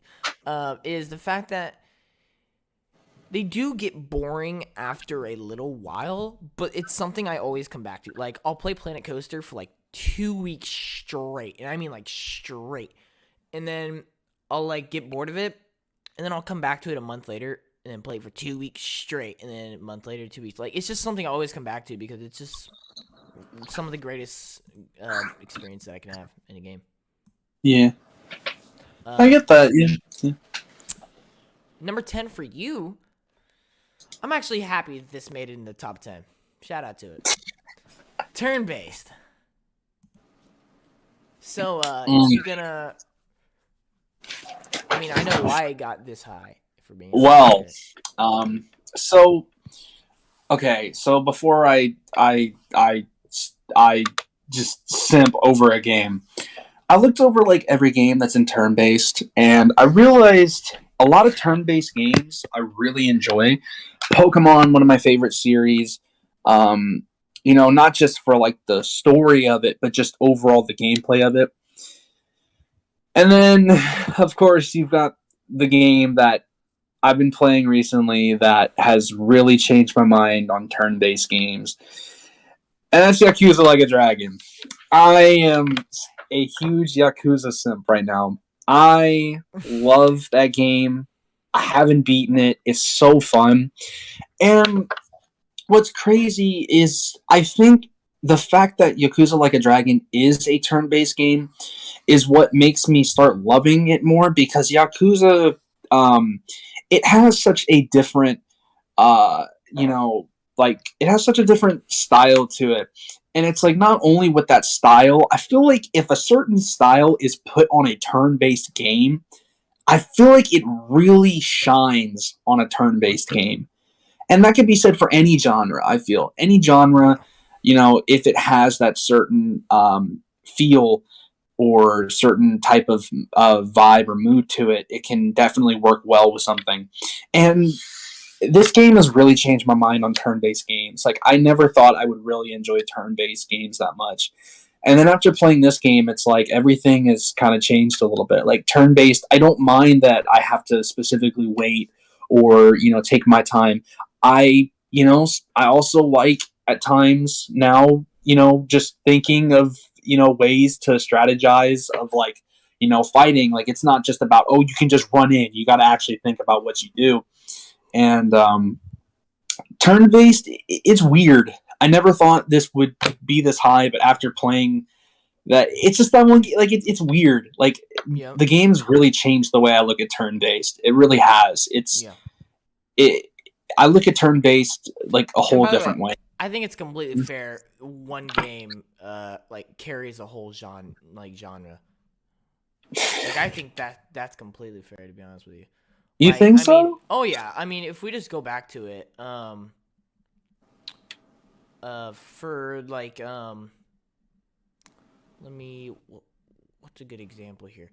Let's actually sports and racing. The Forza series carries it so hard. Like, it carries it completely hard. Yeah. For puzzle and strategy, even though we ranked it really, really low, Plants vs Zombies carries that super hard. Yeah. Like, Um, the thing about turn-based I also really like that I'll give more support for it if people kind of believe like I don't. I also love how turn-based offers medium difficulty. I feel like when it's turn-based, there's always I feel like you're always going to get that medium difficulty. I'm not a person that likes really easy difficulty or like really hard. I'm more of just medium, and I feel like every turn-based is usually just been that. So, like, from what I played, I really liked turn-based is really it's changed for me. It used to be so low, and one game really just changed the way I looked at all of it. Yep. And that's crazy. I wouldn't believe that it's here now, but I really like the series. I really want to try more turn-based games now, just to experience how the other ones are. Out here soon, Midnight Suns. You should give that a try. Might be interesting. Or I might. FF7 remake somehow. I don't know. Well, I don't have a PlayStation. Yeah, I know. Anyway, off to number 9 for me. This one, I'm not proud of where I ranked it. I just don't know where else I would put it, to be honest with you. It's platformers for me. So if I wasn't counting first person as like multiple different genres, because we have first person story driven, first person RPG, first person shooters, right? If we combine all those into one, and we combine all the third persons, platformers would easily be top 5. It's just all those genres kind of got split up, and therefore it's at 9. I'm gonna like, there are so many platformers that I am just so in love with, and that honestly that I've grown up with. I'm not as big into platforming as someone, but Um, it is one of the golden genres, in my opinion, that make up a big part of the gaming industry. I mean, I would argue it's probably in the top 3 biggest genres in gaming, to be honest with you. And there is a reason, because not only is the gameplay the greatest, which is honestly, in my opinion, the best part about it. The gameplays are usually the best. They are just so Yeah, fun, addicting, satisfying. Yeah, it's funny because like you wouldn't expect platformers to stay this consistent for as Exactly. long as they really have, Yes. and they Somehow continue to be. Yeah, somehow they keep on blowing us away. Somehow. Yeah, It's crazy what they do. And I mean, even some games visually are stunning. Some games are the story hits so hard. yeah. The music is great. Like, they take these games above and beyond every single time, unless you're Bound Wonderland. Dude, I mean, it's that was such good lead up to that. I mean, dude, Oh, but- unless you're Balan Wonderland, oh my god, and like that game did the opposite, like, bro. yeah, like It's like one of the. It's like the moment whenever you're like holding in a really good fart, and then you're like, all right, I'm gonna let out this really good fart, and it comes out completely wrong, and it backfires. Oh, on dude, that is what Battle Wonderland, bro. Everyone thought it was gonna be great. Came out, it was the worst thing ever. bro, Oh my God. Balan Wonderland. I don't know what you talk about. Everything about the I controls. don't know what you're talking about. The controls were so 8 buttons. I'm gonna say this right now. That might be one of the worst games ever created. 8 I'm buttons saying it right to 8 buttons set to jump. That's a god tier game. Oh On a my controller, god. people. That takes up like 50% of the controller. Oh my In god. conclusion, dude, platformers Platforms are. are I mean, just gold. They really Yeah. are. They make up the holy. They're 1/3 of the holy trinity of games, in my opinion. yeah.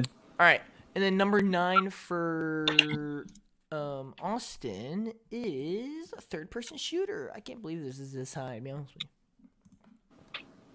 you. Okay, so third person shooter. I like shooter games, and like I said before, this is where I kind of okay, so this is where I would change my mind on something. So third person RPG, I prefer more than first person RPG. But third person, I would not prefer that over first person. I Like agree. just normal. That's not an RPG. Because I feel like in these type of forms, the whole point of it is like it's third person shooters. It a lot of the times, like it's not that third person shooters, I would say, are not as fun. I feel like at times I just like the aspect of feeling like I'm in that position Yes. when I'm like, first person. And of course, there's games like Gears of War that I played and Splatoon. Those games are super fun. I really enjoy both those series. Yeah. But sometimes I wish, what would it be like if I was in that perspective? Yeah. Like sometimes I wonder, would I really enjoy Splatoon if it was first person? Yeah. Like it'd be funny to experience that, especially with like Gears of War. I like Gears of War, the style that it goes for, especially with third person. But sometimes I really wish it could be first Honestly, person. I might be a gear simp. I don't know. Yeah. Dude, I might be. Dude, I Yeah. remember, dude. Okay, actually, you want to know, dude? You want to talk about being a simp for? Okay, literally. So when Gears of War 4 came out, geez, it was like 2014, maybe 2015. It was like the first year I got my Xbox One too. That Christmas, I remember my I never cared about Gears War. I was like, yo, keep this franchise as far away from me as possible. I'll stick to Minecraft or something, right? And for Christmas, my parents got me Gears of War 4. And as soon as I played it, I remember the next day, or no, that night, I barged into my parents' room and like force hugged them, basically. And I was like, thank you for the game. It's my new favorite game. I love it. I can't believe this is a game. It's amazing, right? I literally simped hard for that game. Gears of War 4 completely changed my opinion on third-person shooters. And honestly, I would say Gears of War is my favorite third-person shooter, by far. And what's even better is when they got me that Gears of War 4 case, it came with digital codes for all the other games. So guess what? After I beat 4, I went back and played every single Gears of War, dude. I literally beat. I think I might be a Gear simp. I don't know. I just don't talk about it much. That's the problem. But anyway, going on. Number 8. I actually have first-person shooters. So just for reference, my third-person shooter was 16. I love first-person shooters so much more. So, in my opinion, I know this is probably a pretty bad opinion. It's just kind of what it's like always the first thing that pops in my head. In my opinion, shooters are just by nature a competitive genre. Right? It depends on the game as well. Like, I wouldn't say Gears is competitive. But, like, I just always feel so much better playing first-person shooters than I do third-person shooters. Now, as you'll see with the rest of my list, I'm going to say this right now. I prefer third-person light years over first-person. Except when it comes to just basic shooter games. First person takes the cake by far. Titanfall 2 is one of my favorite shooter games in general, first or third. It's my favorite first-person shooter of all time. In Battlefield 2042, I've already had a blast with it this morning. As soon as we end this, I know it's going to be like 1 o'clock when we end this, but I still might go play it because it's just that fun. So I love first-person shooters. And yeah, so let's just move on. Your number 8 is fighting. Wow, I thought for sure you would have this higher than me. Okay. I mean, not really. I expected you to have it higher. I really like fighting games, but there's a lot of fighting games that, over time, a lot of fighting games can become worse. And I feel like over the span of the past few years, I feel like a lot of fighting games haven't become terrible, but I feel like they've gotten a lot worse than they usually have been. I feel like Street Fighter went down a lot. I feel like Street Fighter 4 was... Oh, this is over the tops. This would be number 1 on his list. Fighting would be number 1, dude. Oh, yeah, I forgot. Dude, over top. Yo, I got you over the top. I put it a little bit higher. Higher, but like... one higher, but anyway. Yeah, I mean, my thing about it is, I just feel like fighting games over time have just become a lot... I still love fighting games. I really do. I think fighting games are some of the most, fun games to play. It's, once again, they're really fun to play by yourself sometimes. They have a good stories behind it. Yeah. They're really fun to play with friends. I personally like fighting games that have progression to it. Like Mortal Kombat, you unlock a lot of gear. You unlock fatalities and all that, and it's just so fun to just grind there and just do fatalities over and over again, unlock more stuff, do it over and over again, learn the combos, and you're still unlocking stuff. Have more fun, you're still unlocking stuff, and it's amazing. It's just so fun. And you're still unlocking stuff. Finish the game, and you're still unlocking stuff, and it's it's great. It's great. And then there's so many other game modes like story mode, online. You even have this thing called the Crypt where you go and adventure and unlock stuff. And I mean, it's just, dude, it's so good. I would have known the whole point of the game was to unlock stuff, I know, right? But anyway, I guess you can continue talking about. I'll just say it right now. My number 7 is fighting. But go ahead and finish with what you were saying.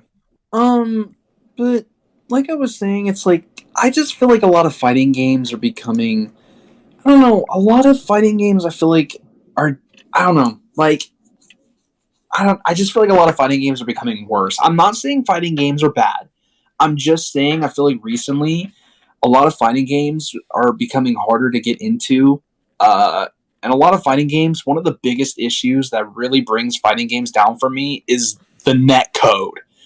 I don't know what it is about fighting games. A lot of fighting games are really struggling with netcode, aka Smash Brothers and Street Fighter Five. It's because they Which need such high response. There can't be like any delay in fighting games. yeah, And due to that, it causes so much pressure on the net code that it just fails a lot of yeah, the time. and like not just that, because I know that's like yeah, it's a develop like it's a game thing, and of course like fighting games take a lot. There's also just other genres I'd rather play. You know, Yeah. like fighting games are always something like I'll play. Like I'll always like playing them, but there's always other options I'd rather choose. Yeah. So for me, I want to just say this now. With the exception of Smash, all right, I'll admit it. With the exception of Smash, I do honestly think I'm a bigger fighting game fan than you. Yeah, I mean, yeah, definitely, I without a like, doubt, yeah. dude. I play so many different fighting games, and I love them all. I mean, Mortal Kombat. I'll say the NetherRealm Studio games are my favorites. Mortal Kombat, Injustice. And then you got Street Fighter, which I've always really been a Street Fighter fan. Street Fighter 5, I wasn't too like crazy about. Dragon Ball Fighter Z, Dragon Ball is kind of my favorite anime in a way. So it's always fun to just hop on there and start going crazy on it. I mean, I've even played Power Rangers Battle of the Grid. That game was fun. Marvel vs. Capcom is a staple in fighting games. It's just something about fighting games I just find so cool to play. Like, I'm just like, Yeah. yo, I feel so awesome playing this game. Like, for some reason, I always go in modes. Like, Over the Top actually knows this. Do you know the amount of times I've reinstalled Injustice 3 or Mortal Kombat, like, during a stream? Because I'm like, you know what? I feel like playing some stinking fighting game right now. So I just download Tekken. Oh, I didn't even think about Tekken, dude. I played the heck out of Tekken 7 on my PlayStation 4. Dude, oh, Tekken is also great. Yeah, I love fighting games. I mean, I also love Smash. Smash is definitely no exception for me. It's just definitely Austin's. I mean, well, for obvious reasons, Austin's definitely a bigger Smash fan. I don't know what you're talking about. Anyway, moving on to Austin's 7th. He's got FPS. All right. Okay. Why do I start it off exactly the same every time? All right. Okay. So, first-person shooters. So I'm looking at the rest of my list for what's to come and everything. So, first-person shooters, like I said, I prefer first-person shooters over third-person shooters if we're not basing it off of like RPG. Yes. Or like FPS or just first-person shooters. I enjoy them just seeing the perspective of being in it. Like as much as people are gonna say it, and I know I agree with most people, Call of Duty is a series that I grew up with for a long time, and it's really sad to see that series kind of fall down because Call of Duty used to be one of the most fun like first person shooters that I'd play, and it's kind of sad to see that it isn't doing so hot. But there's always still other great first person shooters that I have played, such as I have played Battlefield, and there's a bunch of other really fun first person shooters that are very enjoyable that I would rather play than third person shooters. Yeah. I feel it sucks sometimes because like there's a lot of games that really I feel like a lot of these genres get carried by one game for me, but it's hard to not let it because it's what got me into completely that. fair. I think it's completely It's what got me into that genre. If you can have And- a favorite game of all time, then Yeah, that game can carry a genre. yeah. So, I mean, but I do think first person it holds a place in my heart. It really does, yeah. and I'll always like first person Honestly, I think shooter first-person games. shooters is also is a genre that everyone holds in their heart some way, Yeah. shape, or form. Like, It's like also like a part of the golden trinity. I'm not yeah, saying first-person shooters. I'm saying like shooters in general. Like, yeah, I'd say shooters, platformers, and then like our RPGs are the like holy trinity. yeah, Because yeah, they're just they're definitely, there's yeah, things that connect with everyone. yeah, It's just a matter of what kind of RPG, what kind of platformer, what kind of shooter. yeah. Really makes That's sense. more, yeah. But anyway, moving on to my number 6. We're almost in the top 5. I got first-person RPG. So, first-person RPG, like I said, okay, can I do 2 here? Can I go 2 here? Sure. Yeah.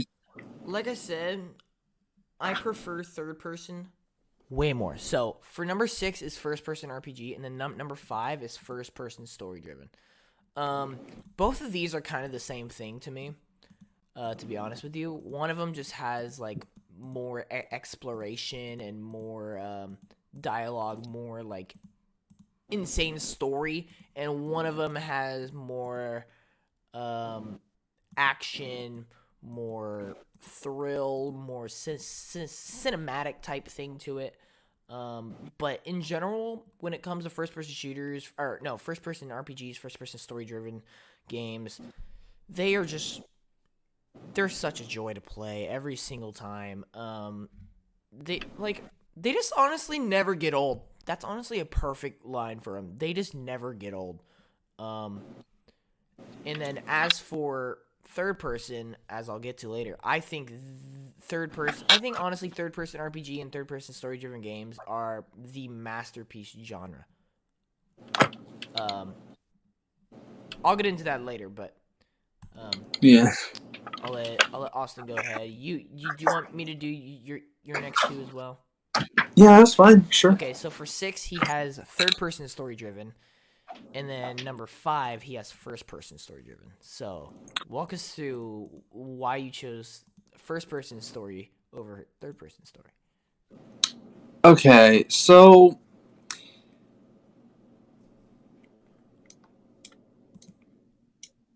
Are you switching? I like this choice. I like this choice. I messed up there.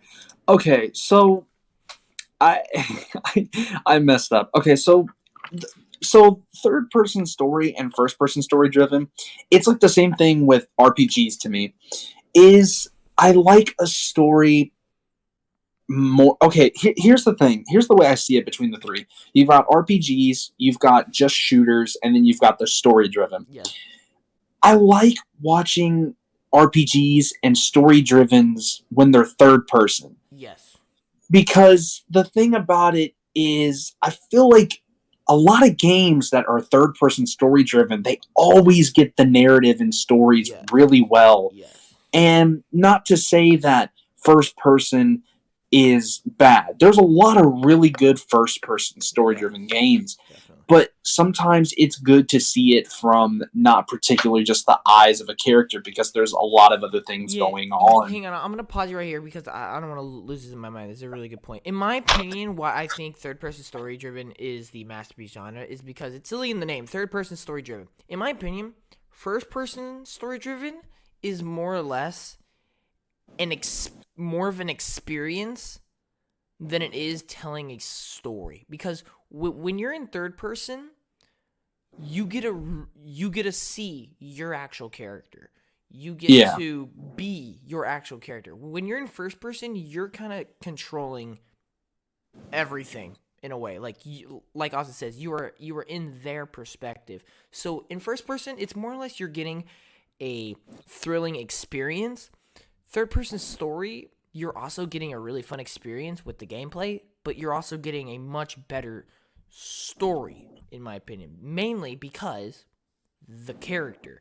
Because, in my opinion, stories aren't what draw people in to come back to a franchise. We've actually had this conversation before, Austin. It's the fact that characters are the biggest thing when it comes to any franchise. I mean, if Yeah. if you had this let's say Mario, if Mario wasn't in every Mario game, like if none of the Mario characters were in every single Mario game, you wouldn't come back just to see a princess, another random Yeah. princess get taken and you have to go save them. No, Yeah. it's the characters that people are in love with, and when it's third person, you get to connect with that person, with that Yeah. character so much better. Yeah. Um, I think another thing with first person is it's like I feel like that it takes away from the fact of your love for a character sometimes. yeah, And when I mean that, it's like, okay, so let's say if I'm playing, God of War. Imagine if, like, God of War was first person as the crazy. only thing you really truly get connected to in first person are the weapons. Yeah, and it's like saying, imagine if I played God of War and it's first person. I feel like I'm just losing attachment to the character Mm-hmm. because I'm not seeing him. I Yes. want to see everything that's going on with him. Yeah. And it's like if I'm first person, I feel like I'm only getting just the words, and it's like my love for the character is no longer turning into. Here's the thing that I think it is. I think when you see the whole character and you're watching him from third person, you enjoy it so much more and people feel more connected. But when you're in first person, your love and connection for it starts dying off a little bit Mm-hmm. because you're not seeing him. You're not Yes. seeing that character and how he's feeling. You're only hearing it. Yeah. And that's something that I think that third person really does better than first person when it comes to that. All right, moving on. I have my number. Wait. No, it'd be number 4 for you, I Yeah, think. it'd be number 4. I have third person RPG. Like I said, I just love third person, and to be honest, RPG and story driven are very similar to each other, as I just explained. But the main thing is RPGs. I don't really know why I like RPGs less than just story driven. It's just kind of the feeling of it. I really don't know how to explain this. Story driven, you kind of have like a set path. You have a set path, a set story. You experience it to the full potential, and more than likely, it is phenomenal. In RPG, you kind of have a lot of different choices, a lot of different routes you can take. It could be a little more taxing at times. Like Valhalla is like 72 hours long, people. But that's not saying that it detracts from the game's glory. This game is one of my favorite Assassin's Creed. It's just, in terms of my personal genre, I would want to get a easy but effective experience. And in my opinion, I think the third person story driven captures that more. I get a game, Ghost of Tsushima. I put it in. I start playing. Amazing gameplay, amazing visuals, amazing music, and most importantly, the story is so captivating from start to finish. I don't have to do anything wacky. I don't have to do anything great or change anything up. I just experience what is one of my favorite hobbies at its maximum potential. But as far as third-person RPG goes, they're just as great, just in my opinion. Not the prime example of a third-person video game. And then for number 4 for number 4 for Austin, he has open world. Oh boy. Guys, we all know open world is becoming the next big thing. It is literally every single it is the game. biggest thing right now. Open world. It might fit in the Holy Trinity. It might. It's becoming. The thing is, open world can fit into any genre. Yeah. Let's be real. It just has to be open world, that genre. honestly, I feel like it's not even it's in its own league It at is. times. Yeah. You know, like it's literally like this year alone, there are so many games that are open world, and it's crazy how big this genre's become, and I can see why. People having the ability to fully run around and do whatever you want. Great examples: The Legend of Zelda: Breath of the Wild, one of, in my opinion, not the best Legend of Zelda game, but definitely one of the greatest that have been created. So fun to be able to run around and just go places and explore. Marvel Spider-Man by Insomniac Games, just absolutely amazing. Some of the most fun you can play or watch in general. Having fun fighting to swinging across buildings, and it's crazy to see how much this genre has really changed, and or like how much it's how much of an impact it has now. A lot of games are taking heavy notes off of it, and there's series that I know that I would have never thought wanted to become, or was taking the idea of going open world, like such as like Mario. Like, Mario being open world was so crazy to me, and then you see it and you see all these new ideas, and it works so well for for all these genres. It's just the way that it's executed. Open world is definitely some of the like one of the most fun genres, and I feel like it'll continue to always be one of the most fun. Yeah. For me, number 3 is survival. Survival is honestly, you could also argue this isn't the Holy Trinity, but it's also the same thing as open world. It can kind of just fit into anything, to be honest with you.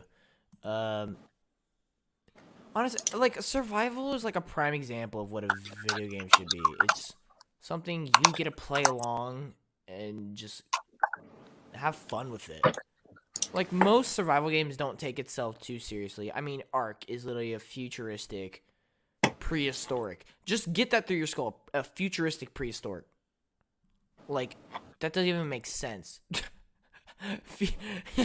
You're talking about the future mixed with the past, and you have to survive it. I mean, like, it's just made to be an absolute blast. Dead Rising, you literally take the most wackiest things, and you just do the most wackiest of things, and you have one of the most wackiest experiences. I don't know what's so wacky about using the word wacky, but it's pretty whack. Anyway. Yeah, survival games just honestly, bottom line, they're just fun. Probably the most, like, flat out fun, like, long-term experience you can have. Because I would argue, like, something like party games are more fun, like, just in general. Maybe, I don't know, maybe, like, VR is more fun, like, in the moment, right? But if you just, like, want to buy a $60 game, play a survival game, which is consistently fun for, like, a good few weeks, I mean, it's just a great experience. It really is. Yeah. And for you, number 3 is... Oh, would you look at that? We actually agreed on something. Holy moly. That's crazy. That's like the one thing we agreed on. Wait a minute. There's no way that's the first time we actually matched up. I think that is. No way. Yeah, I think It that's. definitely is. Yeah. Mm-hmm. Yeah. Wow. Okay. So kind of what John said already. Here's the thing with survival is I may not be the biggest fan of all survival games, but survival games is top 3 for me in some of the most fun I'll ever have in video games. Yeah. It's not just about how long you played. It's not just about the replay. It's not just about, like, how much replay value does it have. It's more just, what is video games? Video games are something that we play to have fun, to enjoy, to just sit down, Sometimes everyone has their own way of playing games. Some people do it seriously. Some people do it for fun. Some people just chill back, relax. Some people do it to, just to get away. And survival games are definitely something, especially Dead Rising, one of my favorite survival games. I absolutely love Dead Rising. Survival games are, like John said, I think survival games really, I think survival's so fun in video games because like it's a challenge. It's a little bit of everything. Survival, you get that chill factor. You get that like Thrill factor. survival factor of wanting to live.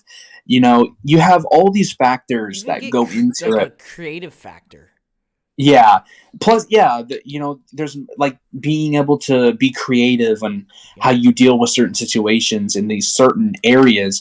And I think survival is so interesting because it puts you in these situations. And a lot of people in real life talk about these situations and, how you deal with these. And I think it's fun from a video game perspective because you feel like you're in that situation and there's a lot of ideas and certain ways you can handle a lot of this stuff.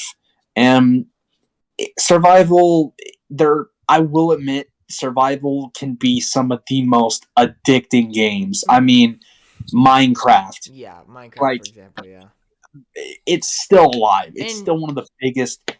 It probably will be the biggest franchise for. I don't know what could beat it. I really Yeah, I don't. don't know either. I mean, and like survival games is like one of those prime games where it's just like sparks so much conversation because it's like, yo, do you know what I did yesterday in my survival game? Like, because just so many things happen in these games. You can do so many things, and so it's just a huge genre for the industry as a whole. Yeah. But moving on to our top two, my runner-up. I know I'm actually switching it. I'm actually switching it. It is going to be open world. The more I was talking about third-person, story-driven, all that stuff, I realized, in my opinion, I think third-person, story-driven is the masterpiece of a genre. Open world,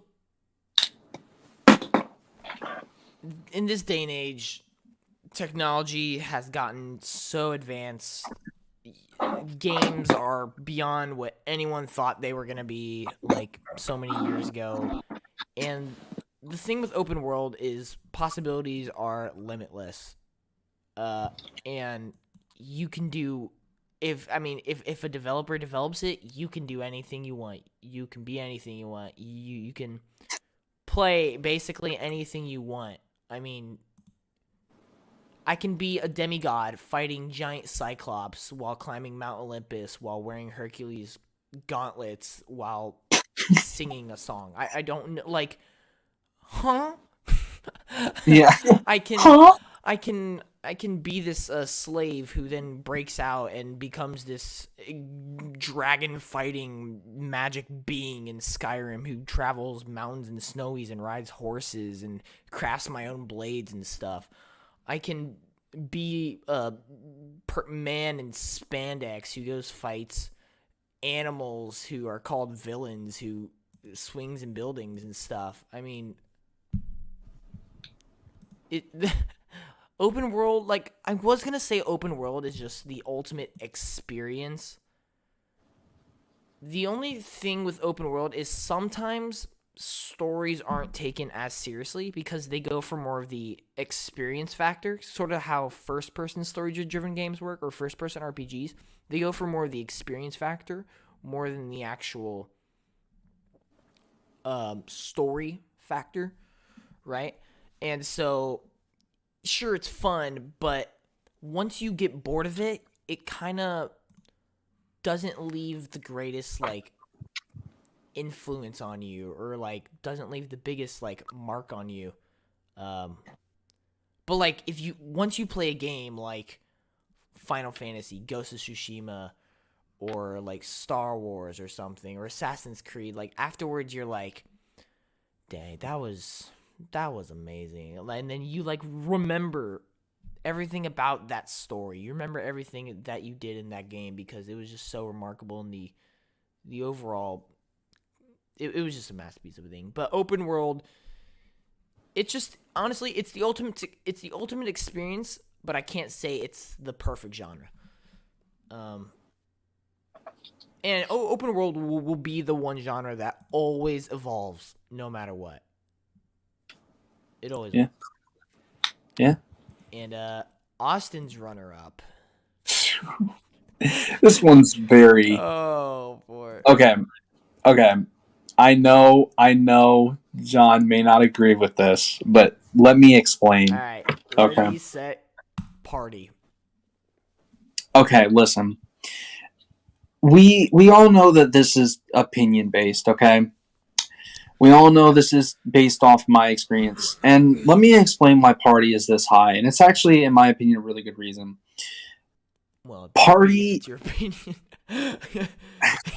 Party, even though with what John said about how party is at times, after a while, it can become very boring. Here's the thing about party. Party isn't specifically a genre that is to be played like every single, like for a long period of time. And I don't think a genre, in order to be good, has to be played at all times. I feel as if party, when you play a party game with people, it is the thing that brings gamers together. And yes, you could also argue it brings people apart. And that's the thing about party games is I love party games because they're some of the most fun I can ever have with people when playing games.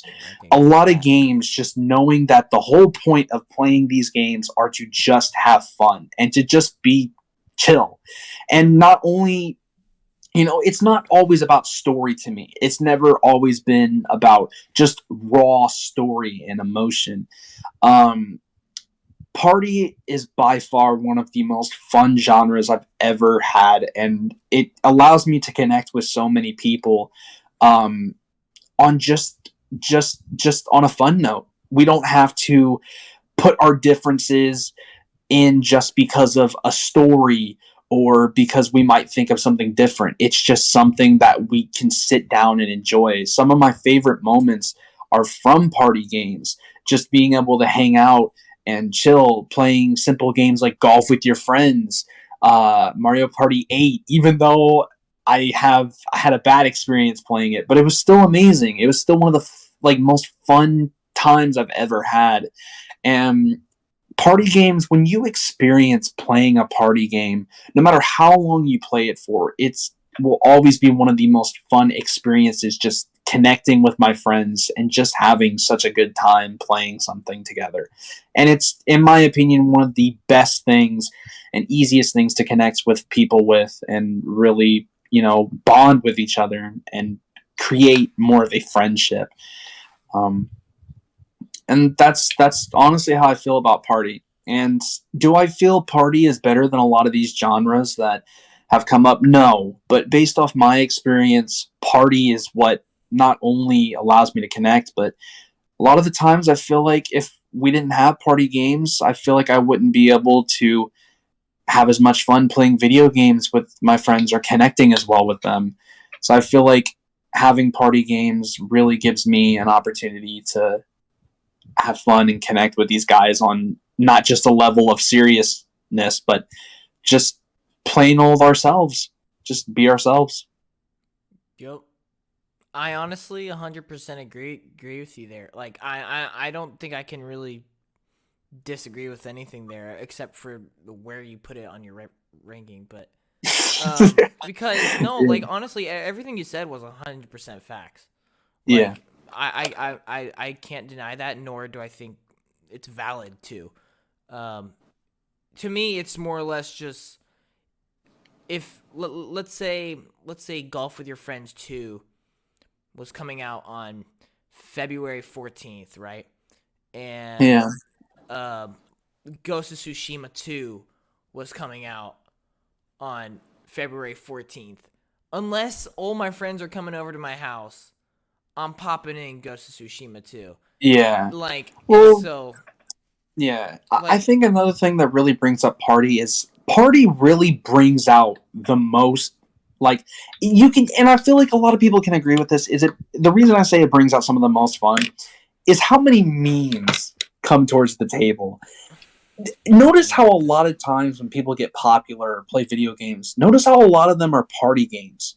A lot of these are very popular party games or games that are very addictive, such as Among Us, one of the biggest games at the time, just being so addictive. Even though it doesn't have much of a crazy plot, it doesn't, it doesn't really have a plot. It doesn't really have anything, crazy towards it at all. It's still some of the most addicting video games to play. And it's crazy how a game that doesn't need story can be so good enough to where you just want to keep playing and playing. Yeah. And I think that's what really makes me put it also higher is some games don't need a story to be good. Just all it takes is just a really addicting. You know a game that sounds like What? Forza Horizon 5. What? No. I'm being like. No, I'm not. I'm I being just serious, said like, that. that's like an actual thing. Like No, that's no. what I would. people need to understand is video games No. aren't set to a specific Yeah. like variable. You have to like Yeah. like it's if it's a good game, it's a good game. Like Yeah. that's I mean, it. I mean, like yeah. if the new Super Mario Party like ended up being like quite possibly the greatest party game of all time, I would want it to get nominated. Yeah. It deserves it because it did its job. Yeah. It I agree. It's like not everything has to be the same. yes. We don't always have to have a game that wins just because of story. Mhm. It's not just about the story. It's about not. everything. Did the game do what it was intended to do? Yes. Did it bring people to what it wanted? Did it okay. I was about to say something dumb, but it's like, did it do what they wanted? Was the whole goal to get people to play it? Did the whole goal to fit the style of what it was? Like Forza Horizon, I guess I'll talk about it. I only said that early because I was like, this man's a Forza Horizon simp, even though I know one bigger than him, probably. But here's the thing with Forza, it's like wait, you think I'm games... a Forza Horizon simp?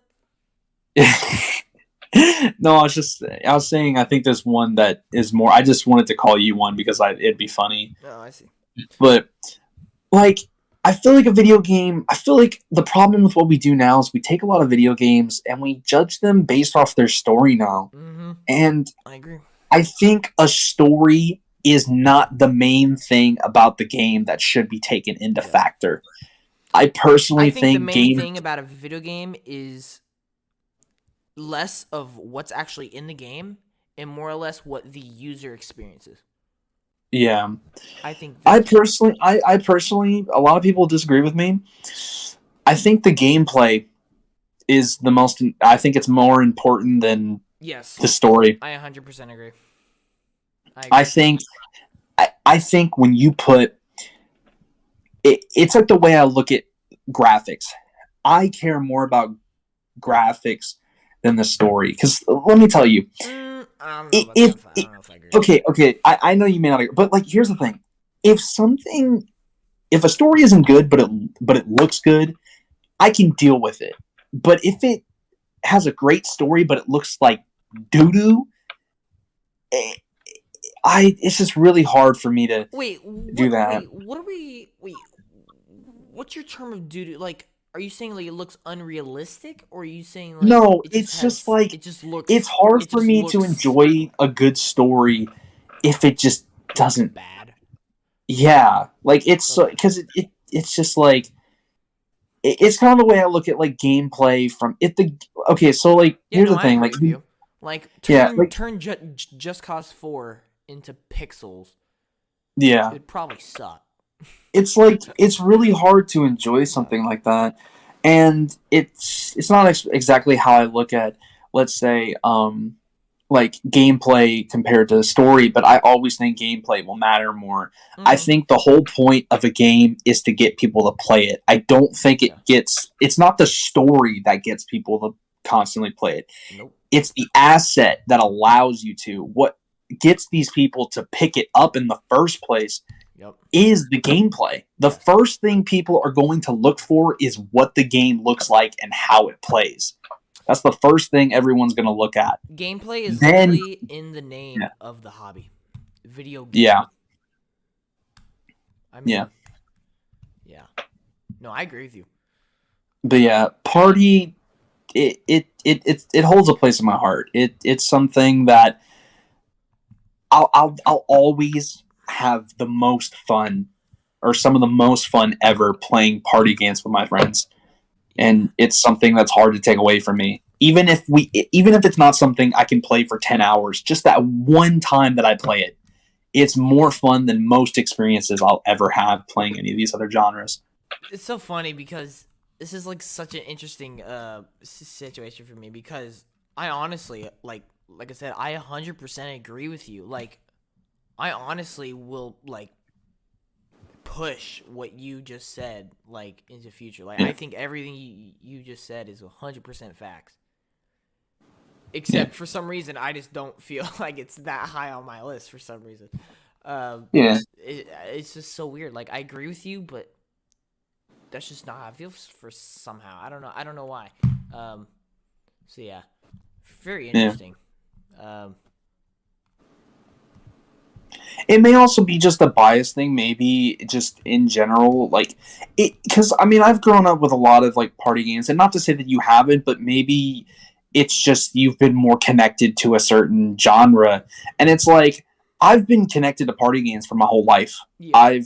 I've always preferred party games more. I've always, and especially since I've grown up with Nintendo, I think Nintendo is one of the biggest reasons party games is this high, is being always connected to party games. And just you know how they are with party games. There's so many, and I think it just gives me an easier time connecting. And me and my friends, we just have the easiest time getting into these games. They're just always great. And I don't know, it comes down, like I said, it's you. It's some people are more to themselves. They want to experience it just themselves. And then there's people like me that are in between. I want to experience it, but I also want other people to experience it as well. Yeah. I feel like when everyone gets the same amount of enjoyment, it's all I ask for is for everyone to have the same amount of enjoyment as I do. Yep. All right. Well, who knows? Oh yeah. Who would have known? Who would have known we would have spent the most time on party games?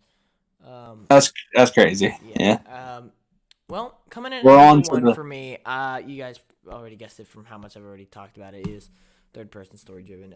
To me, it's just the masterpiece genre. I mean, in my opinion, so one of my good friends, Ron, actually told me this. It's that Ron's teacher actually thinks that video games is the best source of storytelling. I 100% agree with that, to be honest with you. And that got me thinking, like, you take the best person of a story-driven genre, in my personal opinion, I like the third person aspect better than the first person. You take that, you have the best source of storytelling, you have the best experience possible. Now, I know you just said your favorite experience is when you can connect with other people, but that just, I guess, shows the two different like ways that we like would rather play a game. I guess I like. Yeah. Not everyone's the same. Everyone, like I said, they have their certain. Some people enjoy their experience by themselves, and some people enjoy the experience more of being with everyone. Because gaming isn't just one thing; it's multiple things. You always hear it with anywhere you go to watch like a game award, new games being announced, a show. They're trying to bring people together, not just keep people by themselves. They want to also focus on bringing everyone together. Yeah. It's not just something that you have to do together. It can also be by yourself. Mhm. That's why they make one-player games and they make Yep. co-op and multiplayer games. Yep. I 100% agree with that. But yeah, so that's my number one. I'm not really gonna talk about it a lot because I basically have already said everything I want to say about it. Actually, that is one thing. And when you say gameplay is the most important thing, I also 100% agree with that. And that's something else I love about the third person is I feel like you can do a lot more with gameplay in third person than you can in first person. Because first person, I mean, you have something in your hand. That's it, right? Yeah. In third person, you have your entire body. You could even use like external like objects. I mean, Yeah. I'm not saying you can't use objects in first person, but like it's just different. People who Yeah. have played the different types know what I'm talking about. I feel like there's just more creativity for third person. There is, yeah. But anyway, Austin's number one. Honestly, the argument you gave for Party honestly makes me wish you put Party for number one. But of course, ladies and gentlemen, coming in at numero uno for Austin is horror, Outlast, and Five Nights at Freddy's.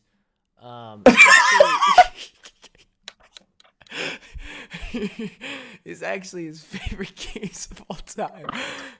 Who would have thought?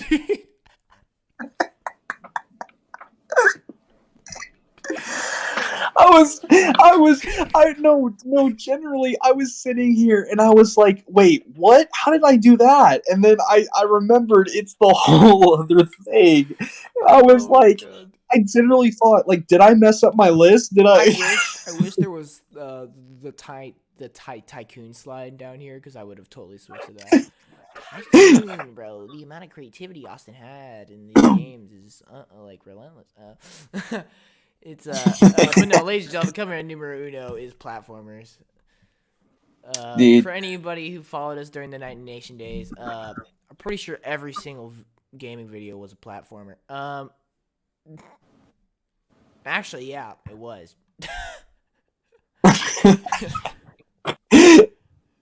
Trust me, I had to edit all of them. I know. Platformer, dude.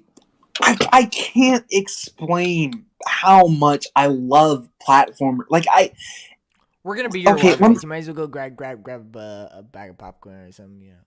Dude, let me explain why platformers is one of the greatest genres of just video game history. Like, it's a part of the Trinity. especially like platformers. I've never seen a genre just always be. It's weird because, especially this year for platformers, I feel like platformers. I feel like for a while it was becoming rough for platformers. It's not that platformers were becoming worse. I just feel like it's a lot of platformers. Dying. They have some difficulty having some new ideas. Mm-hmm. But when they have these ideas, they are so good. This year we have. Let me do my motivational speech. God dang it! We don't talk about Balan. We don't talk about Balan's Wonder Trash. We don't talk about 8 buttons to jump. We don't talk about every cringy dancing scene after you beat a level. Oh my gosh. Okay, but platformers, like, I just can't, like, especially this year, so many bangers, so many that are considered game. I mean, there's so many that could be considered game of the year. It Takes Two. That's a platformer and it's a co-op game. It's so good. Hazelight Studios, super good, underrated. I love that studio. They're doing great things. I hope they do really well. Ratchet and Clank, game of the year contender. Such a good, an amazing story. Great gameplay. Psychonauts 2, another great story-driven game. Great gameplay once again. Hit classics like Mario, who's probably one of the, probably one of the most, and maybe even the most popular, like, gaming character of all time, still one of the biggest to this day. Other big titles, Crash Bandicoot, Sonic the Hedgehog, the list goes on. Platformers to me will always, I don't know what it is. Every time I play a platformer, I love it every time. I love how different every platformer can feel. It feels so weird that when you think of platformers, you think of, big, jumping across certain areas, going to, certain areas while, trying to avoid certain death, or it's so weird to me that a genre that I generally think wouldn't be that great. Because when you think about the title of it, it really gives you mixed signals, but it's like every platformer I see and I play, I just love. I fall in love with these different ideas that they have, and they're amazing. I love platformers. I've grown up with them for my whole life. I love platformers. It's crazy how a genre can connect to me so well, but I feel like platformers never miss. I feel like every time I play a platformer, I'm in for the greatest experience I could ever ask for. I always I don't know, dude. Like there's always going to be games in a genre that miss, but this genre is the hardest for me not to enjoy. There's so many good titles, and not Battle One.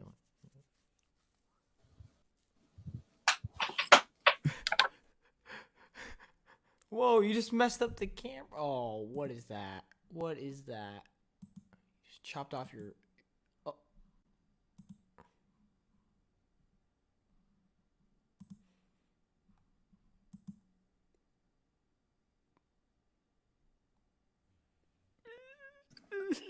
I hate my life. Oh, he's I hate you, John. Am I wrong? All right. You're not wrong. Whatever.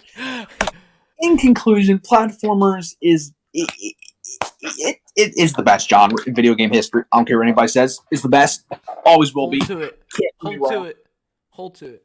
That's right. Hold me to it. Hold me to it. I will hold any responsibility. I'm sorry. Third person story driven. It's great.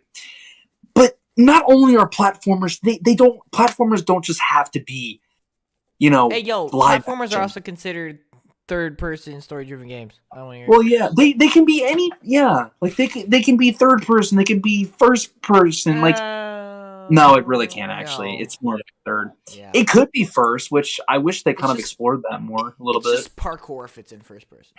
Yeah, Platform. but also platformers.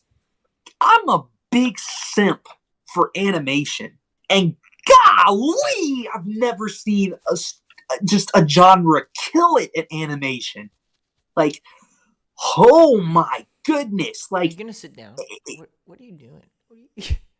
what? Shut up, man!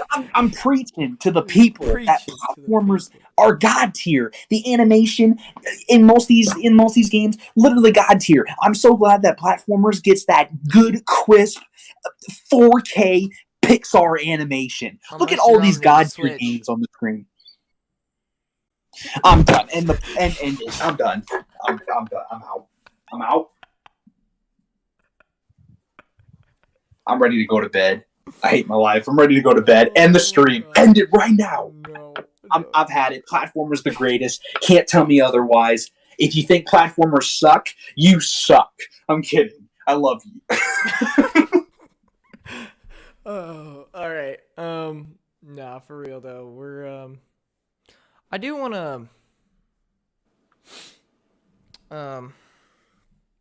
to say a few things though first. Before we end the stream. Going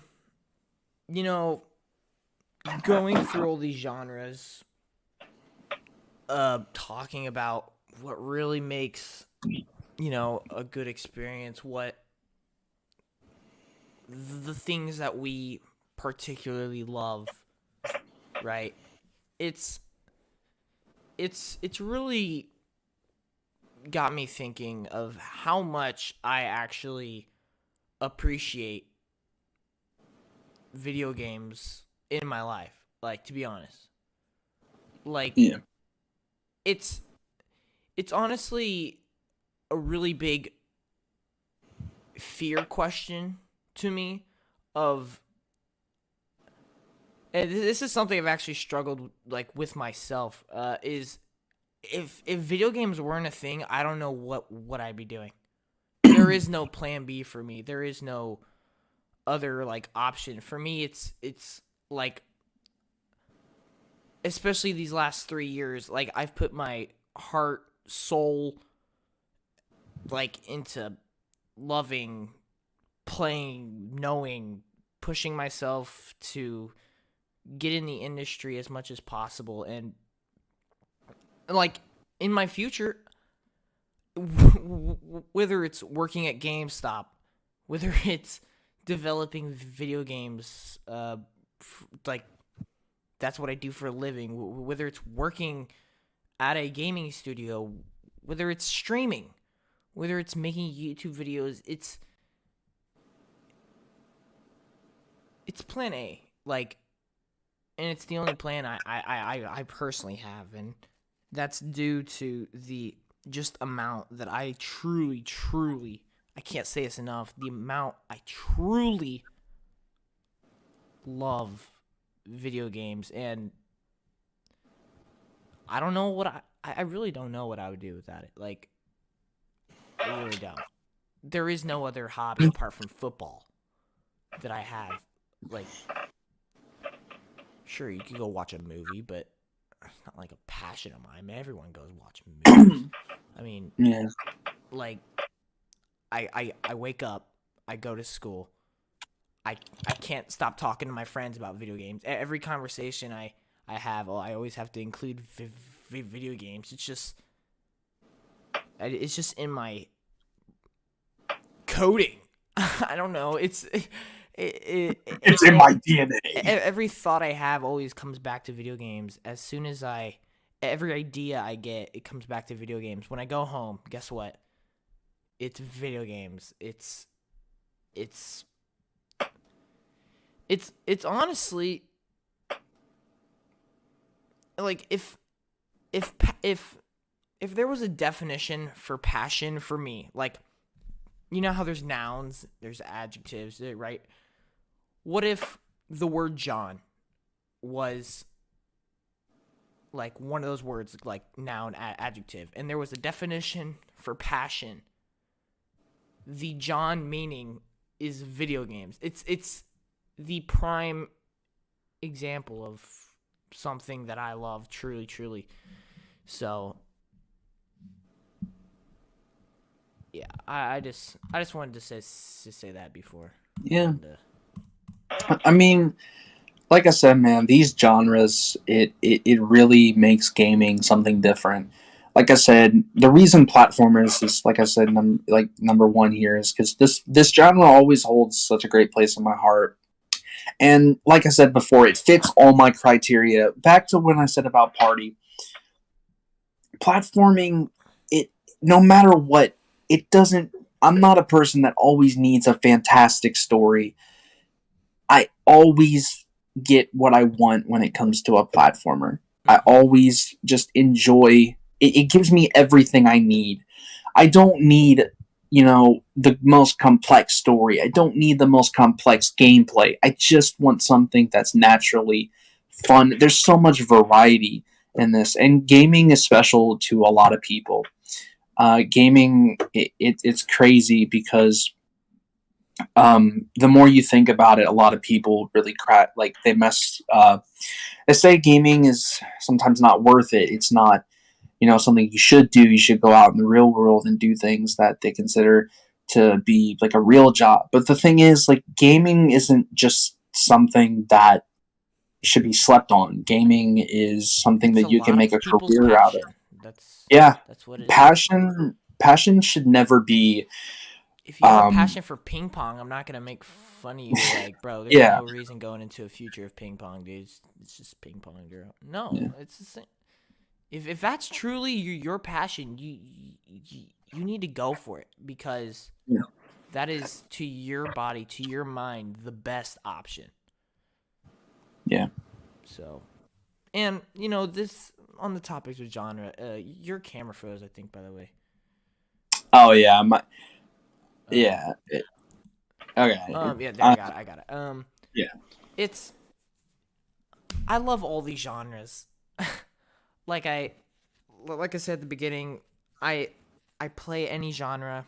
I don't care what platform, what genre, what studio made it. Yeah.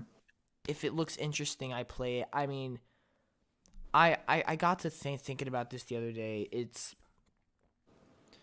the fact that I follow so many influencers, so many big industry leaders on like Twitter. Yes, I know Twitter, but whatever. I'm not getting into that. It's like I get the smallest. If Minecraft gets the smallest update, my phone blows up. I mean, like someone tried pranking me the other day and saying, "Yo, there's this new game, Yura. It's free to play if you want to play, right?" And without me even thinking he was gonna make like a Uranus joke, right? Without me even thinking that, I'm over here thinking, "No, there's not. That's not a game," because I would have known about it.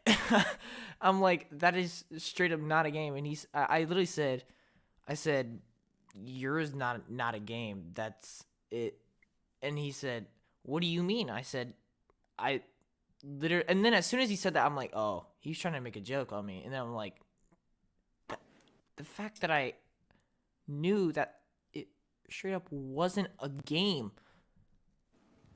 I didn't have to like look it up. I just kind of knew. But yeah, I follow all these people, and then I think, because I know about every single game at this point. I know about every single game. I know about a bunch of different companies. I'm not gonna say every single, but I know about majority. And look, I know a lot of people are definitely are gonna think I'm stupid for doing this, or this is something that is definitely bad, or it's not the right move,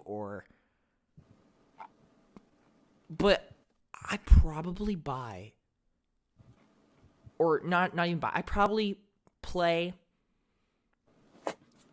I would say, over 100 games a year. Especially this year. That's just how it is. Like, sure, okay, over 100, I doubt it. Well, if you think about Xbox, I guarantee you I've played at least 50 games on Xbox. At least 50 games on Xbox this year. I also have Nintendo. I guarantee you I probably played like maybe 15, right, on Nintendo. I've probably even played more than that. It's probably like close to 20. I've probably played like 30 on PlayStation. Guess what? That's already 100. What about PC? What about VR? What about mobile? Mobile's a part of the gaming industry. I don't care what anyone says. It's... yeah, I don't know. That I just wanted to say all that because I feel like people don't understand. And it's going to go back to this thing that a friend said the other day. It's like, and it's not really competition. It's not like something I get like upset about. But I was just trying to make like a funny joke. And I said that I was debatably the biggest gamer out of our friend group, right?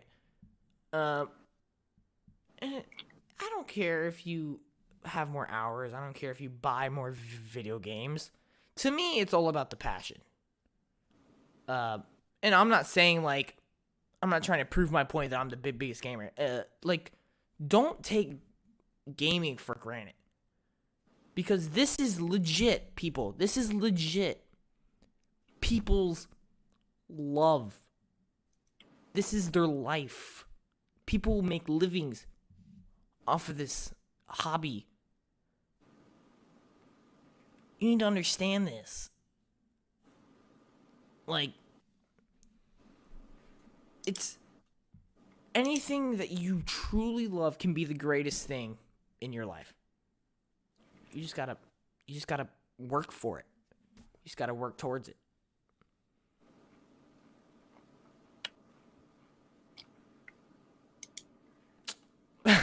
You you have anything to say about that? Nah, man, you're just like you said for my thing, bro. You just spit nothing but facts. You know, I think that's a great way to just tell everyone, especially because it builds like character development.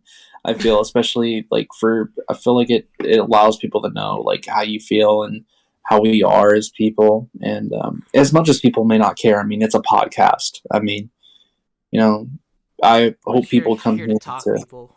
We're not like yeah, trying to start riots or anything. We're just yeah, here to like have a conversation. imagine trying to start riots and like not having fun. Like And this is what we love. We do it exactly. because we love it. And yes, okay, I'm mentioning Forza for like the 20th time today, but like You force us it's not even that I like Forza so much that I'm trying to make it win game of the year.